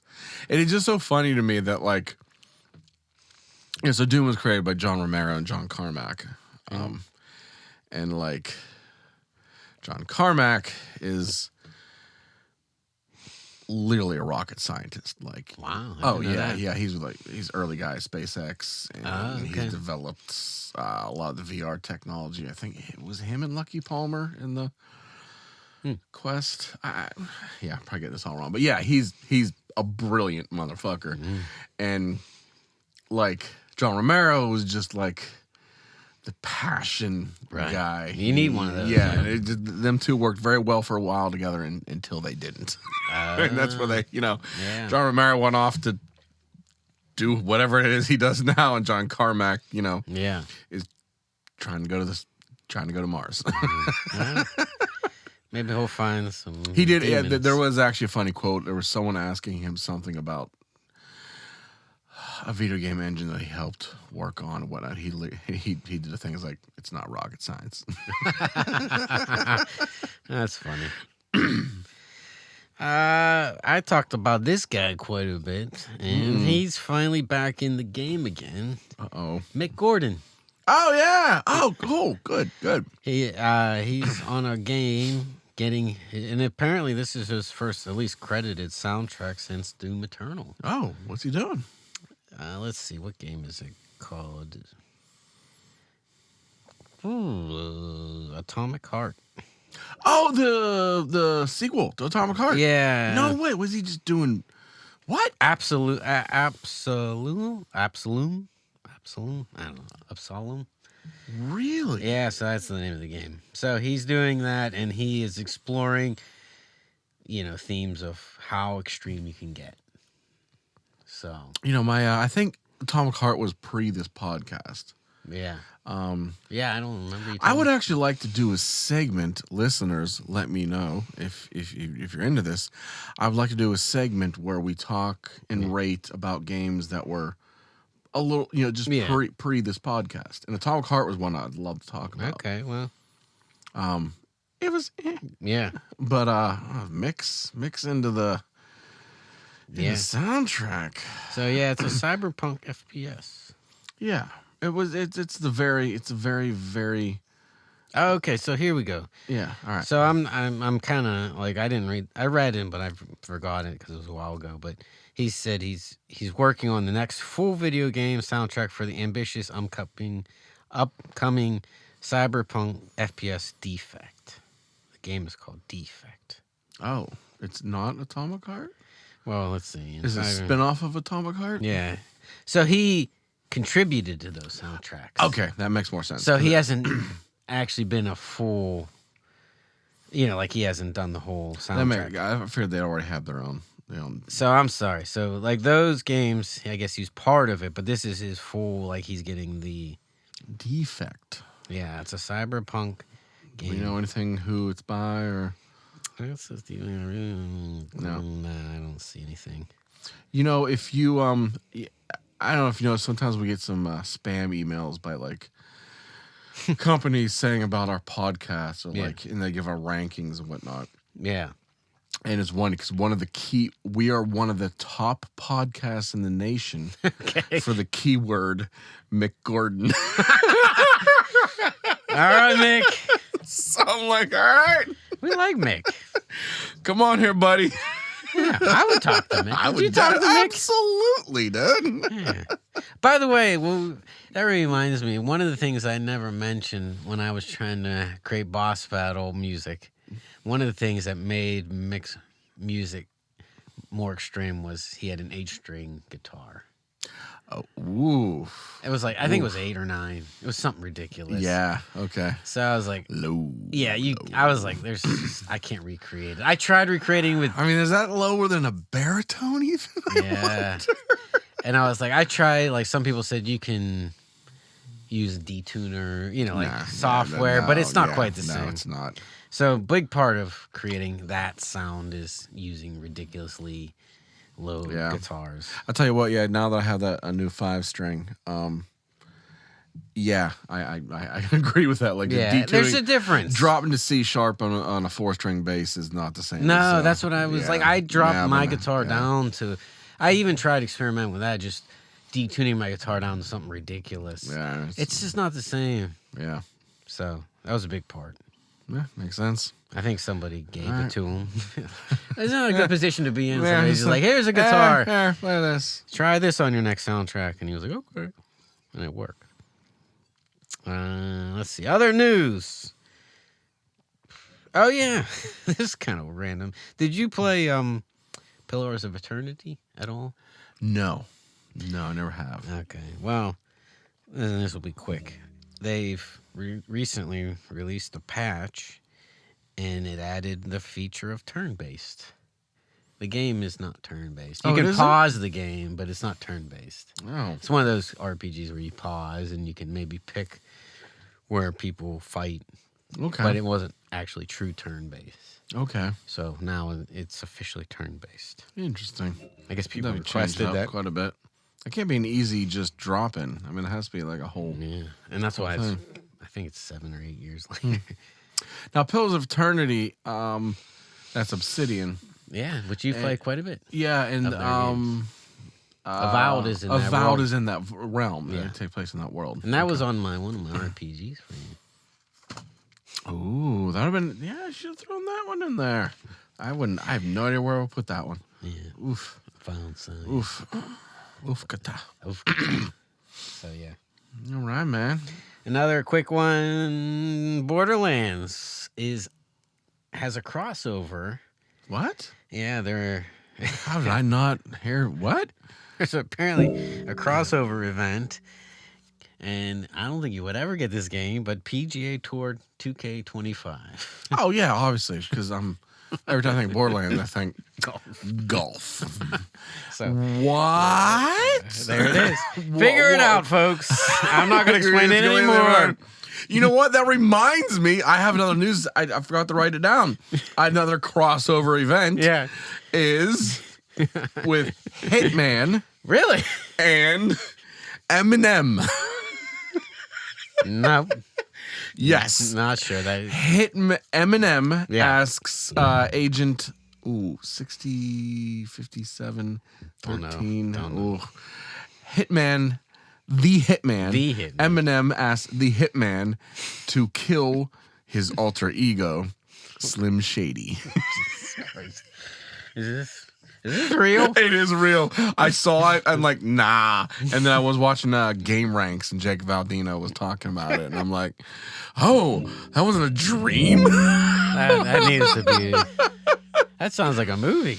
I mean, honestly, if I was in Hitman, I would 100,000,000% play it. That's like 90s. No, so Slim Shady, that's like mid 2000s. Yeah, 2000s. Yeah. Right. 'Cause remember, it was always, my roommates at the Yellow House we talked about before were big, especially Chad was a big Eminem fan. So when it was just like his rap, his hardcore like rap shit. Yeah, right. He was Eminem.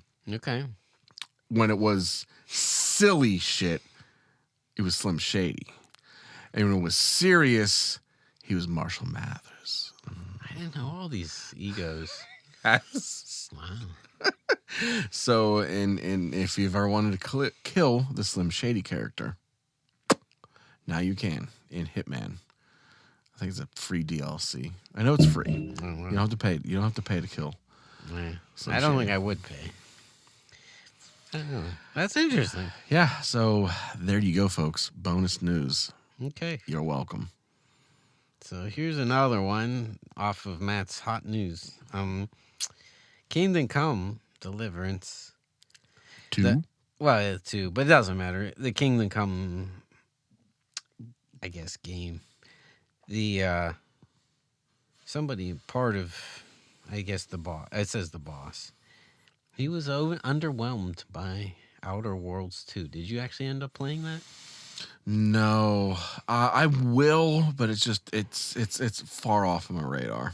Yeah, it kind of got it was a little stinging. He was basically saying, like, as far as RPGs, they're not reinventing the wheel, and it's so safe and just not. I can see it. Having just played Avowed, I can see that. I mean, I will play it. I enjoyed Outer Worlds 1, but yeah. But to somebody came to their defense and said, actually, honestly, they come up with, and I heard one of the mechanics, and I thought, that is a pretty genius. Yeah. And so I don't know why he's coming out with such aggressive, hate. But one of the things is if you kneel, for example, like in Skyrim, if you crouch too long, you get a perk, not a perk, but like a boon, or what's the other version? But either way, you get like bad knees. Oh, I've heard about those. I forget what they're called, but yeah, there's a lot of you don't have to. You can turn them off. Oh, okay. But there's a lot of things in this game, like if you do shit you shouldn't do in real life, it'll create a permanent bad perk. Yeah, I've heard about that. And so I was like, and somebody was saying, like, I don't agree with them. Those are pretty inventive. This is the guy that made Kingdom Come Deliverance 2? Yeah, well, yeah. Okay, can I just stop right there? Yeah, well, I agree. Not everyone can make a game that makes you die from everything. Yeah, agreed. But I don't know why he went after them. That is weird. Because Obsidian generally is a beloved company. Yeah, they're not going to, we always say, they're not going to win awards, but they make really good, solid games. I think the biggest problem with Outer Worlds 2 is that it came out this year. Yeah. There's been, I forgot. I completely, you mentioned that, yeah. It's just, there's so much good shit this year that I feel bad for them. Yeah. I will definitely play it. Okay, just real quick, let's end the news segment with the official Game of the Year nominees. Yeah, because we talk about it a lot. We talk, and there's a lot. I mean, obviously, there's like the golden joystick, and like there's a lot of places that do Games of the Year. Right. But for the past couple of years, I feel like the Game Awards, end quote, the Game Awards with Jeff Keighley has been like the Oscars of video games. And love it or hate it, it's had some growing pains, but I feel like he does a great job. And it is like as close as we're gonna get to the definitive. Yeah, and it's been fun. It has been a lot of fun. I've enjoyed it at least. So these are the official nominees, and I will agree, it's been a tough year. Like there's been so many good games. Yeah, it's one of them. But here we go. Here's the 6. Claire Obscure, Expedition 33. Yeah, no surprise there. Death Stranding 2, On the Beach. Donkey Kong Bonanza. Hades 2. Hollow Knight Silk Song. And Kingdom Come Deliverance 2. That's the fighter. Now, the funny part to me is... So Donkey Kong Bonanza, I wouldn't call it a sequel. It's not 2. Yeah. But technically, it is a sequel. Okay. So Expedition 33 is the only non-sequel on this list. And literally 4 of them are 2. Oh, yeah. They don't necessarily have 2 in the title because Hollow Knight is Silk Song. Yeah. But it's Hollow Knight 2. It is. I always find that weird. Like, they're all part sequels, 2s. Yeah. And Donkey Kong is at least a sequel, but yeah. I didn't even think about that. Yeah, it's Claire Obscure is the only new IP. You know, we're going to do a special, and me and Matt and my wife, we've, for the past, 3-4 years now, we've predicted, even if we don't know anything about it, but we just have fun. Got a bet. Yeah, we bet. But my bet goes towards Claire Obscure. Obscure, sorry. Yeah, probably me too. Yeah, I'm gonna. I hate to say it, but my heart wants to go Kingdom Come, but because they deserve it. I think they deserve it, but I just you don't see them actually winning it. No. And I think Claire's gonna win, but I don't know. It's tough. I don't want to weigh in on my Game of the Year. And we will, we're gonna do our own. We'll do our own little thing. We'll end up the season. Season 1's coming to a close, man. We're almost coming to an end. And I might have to stop, change my naming scheme once we finish season 1. What's your new naming scheme? I don't know yet, man. I don't even know how I'm still going with this naming scheme. We're moving. So those are the Game of the Year nominees. And like it or not, I mean, you got to narrow it down. You do. I mean, I don't have a problem with those. No, I know. Split Fiction didn't make it on there. Yeah, that's kind of weird. But I mean, again, you got to eliminate somebody. You got to limit. So yeah, we'll bring we'll bring that back at a later time when we see who actually wins. Ooh, all right. So I think that news be done's.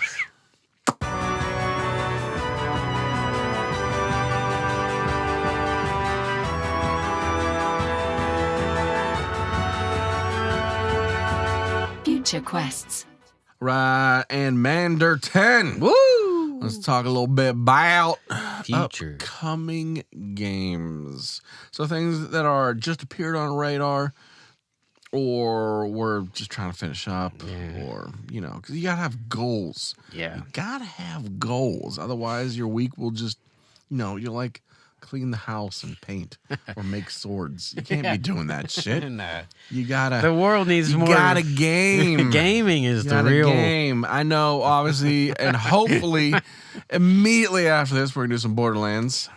It's on the cover. I am definitely gonna do some Hades, and maybe in the breaks in between, I will do some Monster Train. Right. Good. And at the ends of nights, I will definitely do some Mega Bonk. There's a lot of bonking going on. Oh, bonk, bonk, bonk, bonk. Bonk, you bonk. And yeah. So what do you got? So I'm not much. I'm not very different. So Not Megabunk, but Halls of Torment. Yeah. I'm still tinkering and having a little bit of fun. So I think I'll keep going. It's short-lived, though. Yeah, I don't really see it going much longer. I ain't putting 100 hours into Megabonk. No. One of the interesting games I have written down, well, one of them for you, I won't play this, and it's a future game. I feel like for you, definitely, because of Lindsay, is Lumines. So we've Right, Lumines? I am 90% sure now that it is Luminous. Oh, it's Luminous. It's Luminous. Sorry, Luminous. I get confused.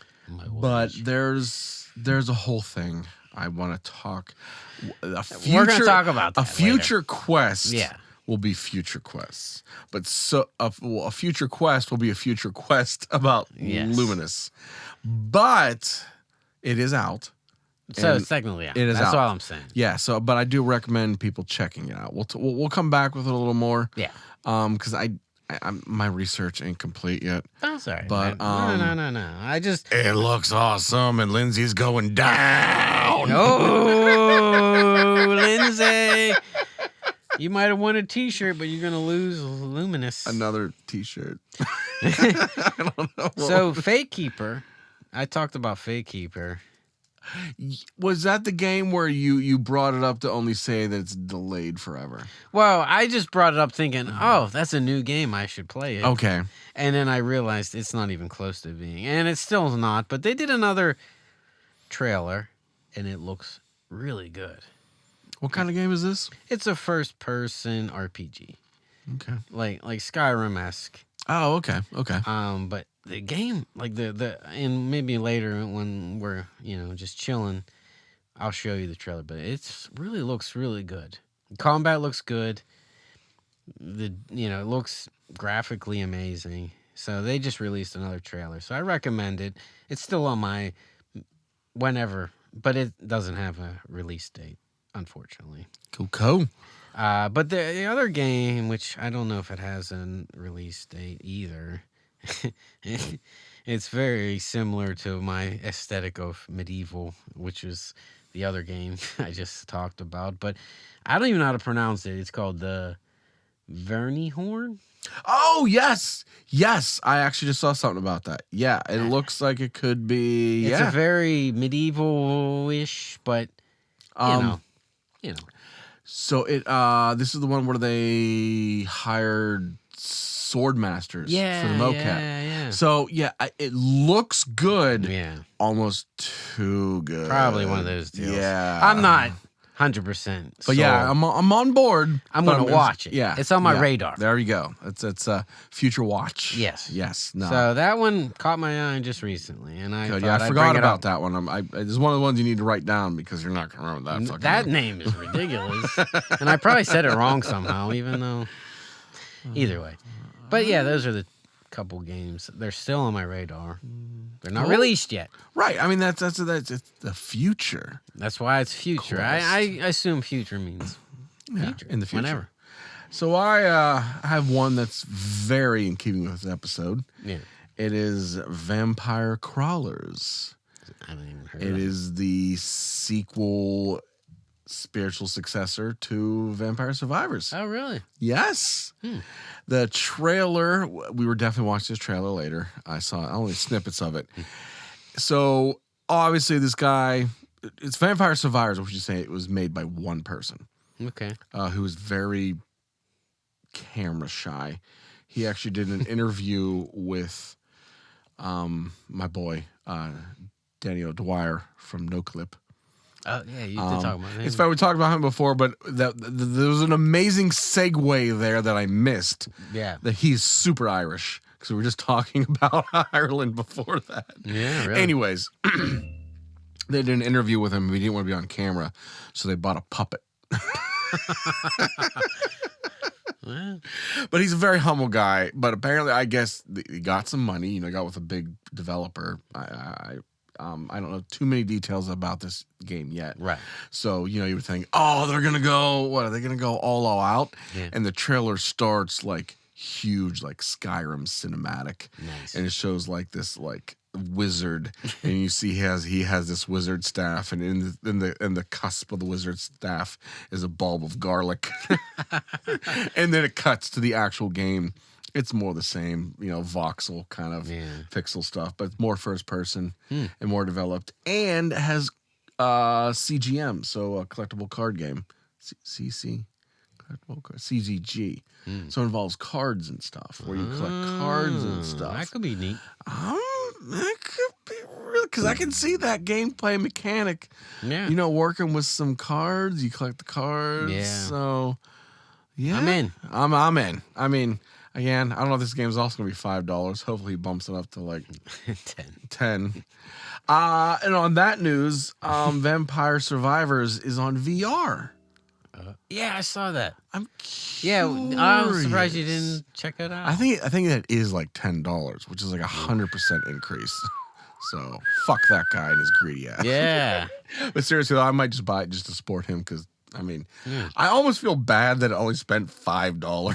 Yeah, that seems too much.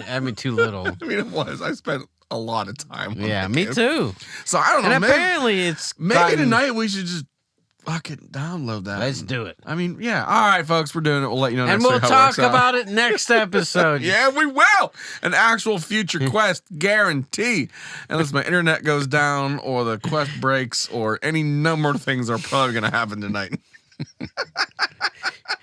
We don't need to know about that. Or if I injure myself. Or Matt chopped his arm off. Because apparently in about 6 minutes from now, I have to kill a watermelon with a home-forged knife. Look at that guy. How many podcasts can you say that's going to happen on, folks? That is right. You can only get that here. That's it. We bring it. On the #1 gaming podcast I feel like it is. in Singapore. Singapore. We are #1 in Singapore.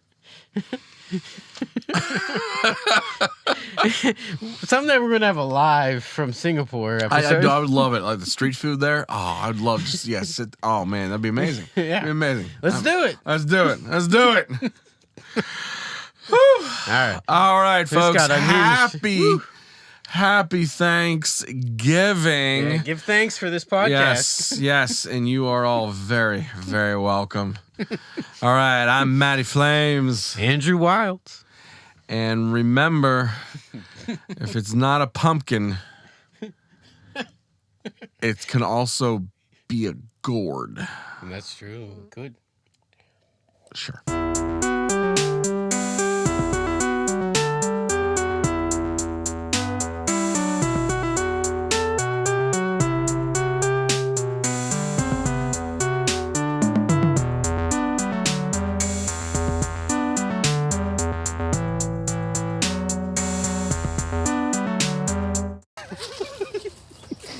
That worked pretty good, man.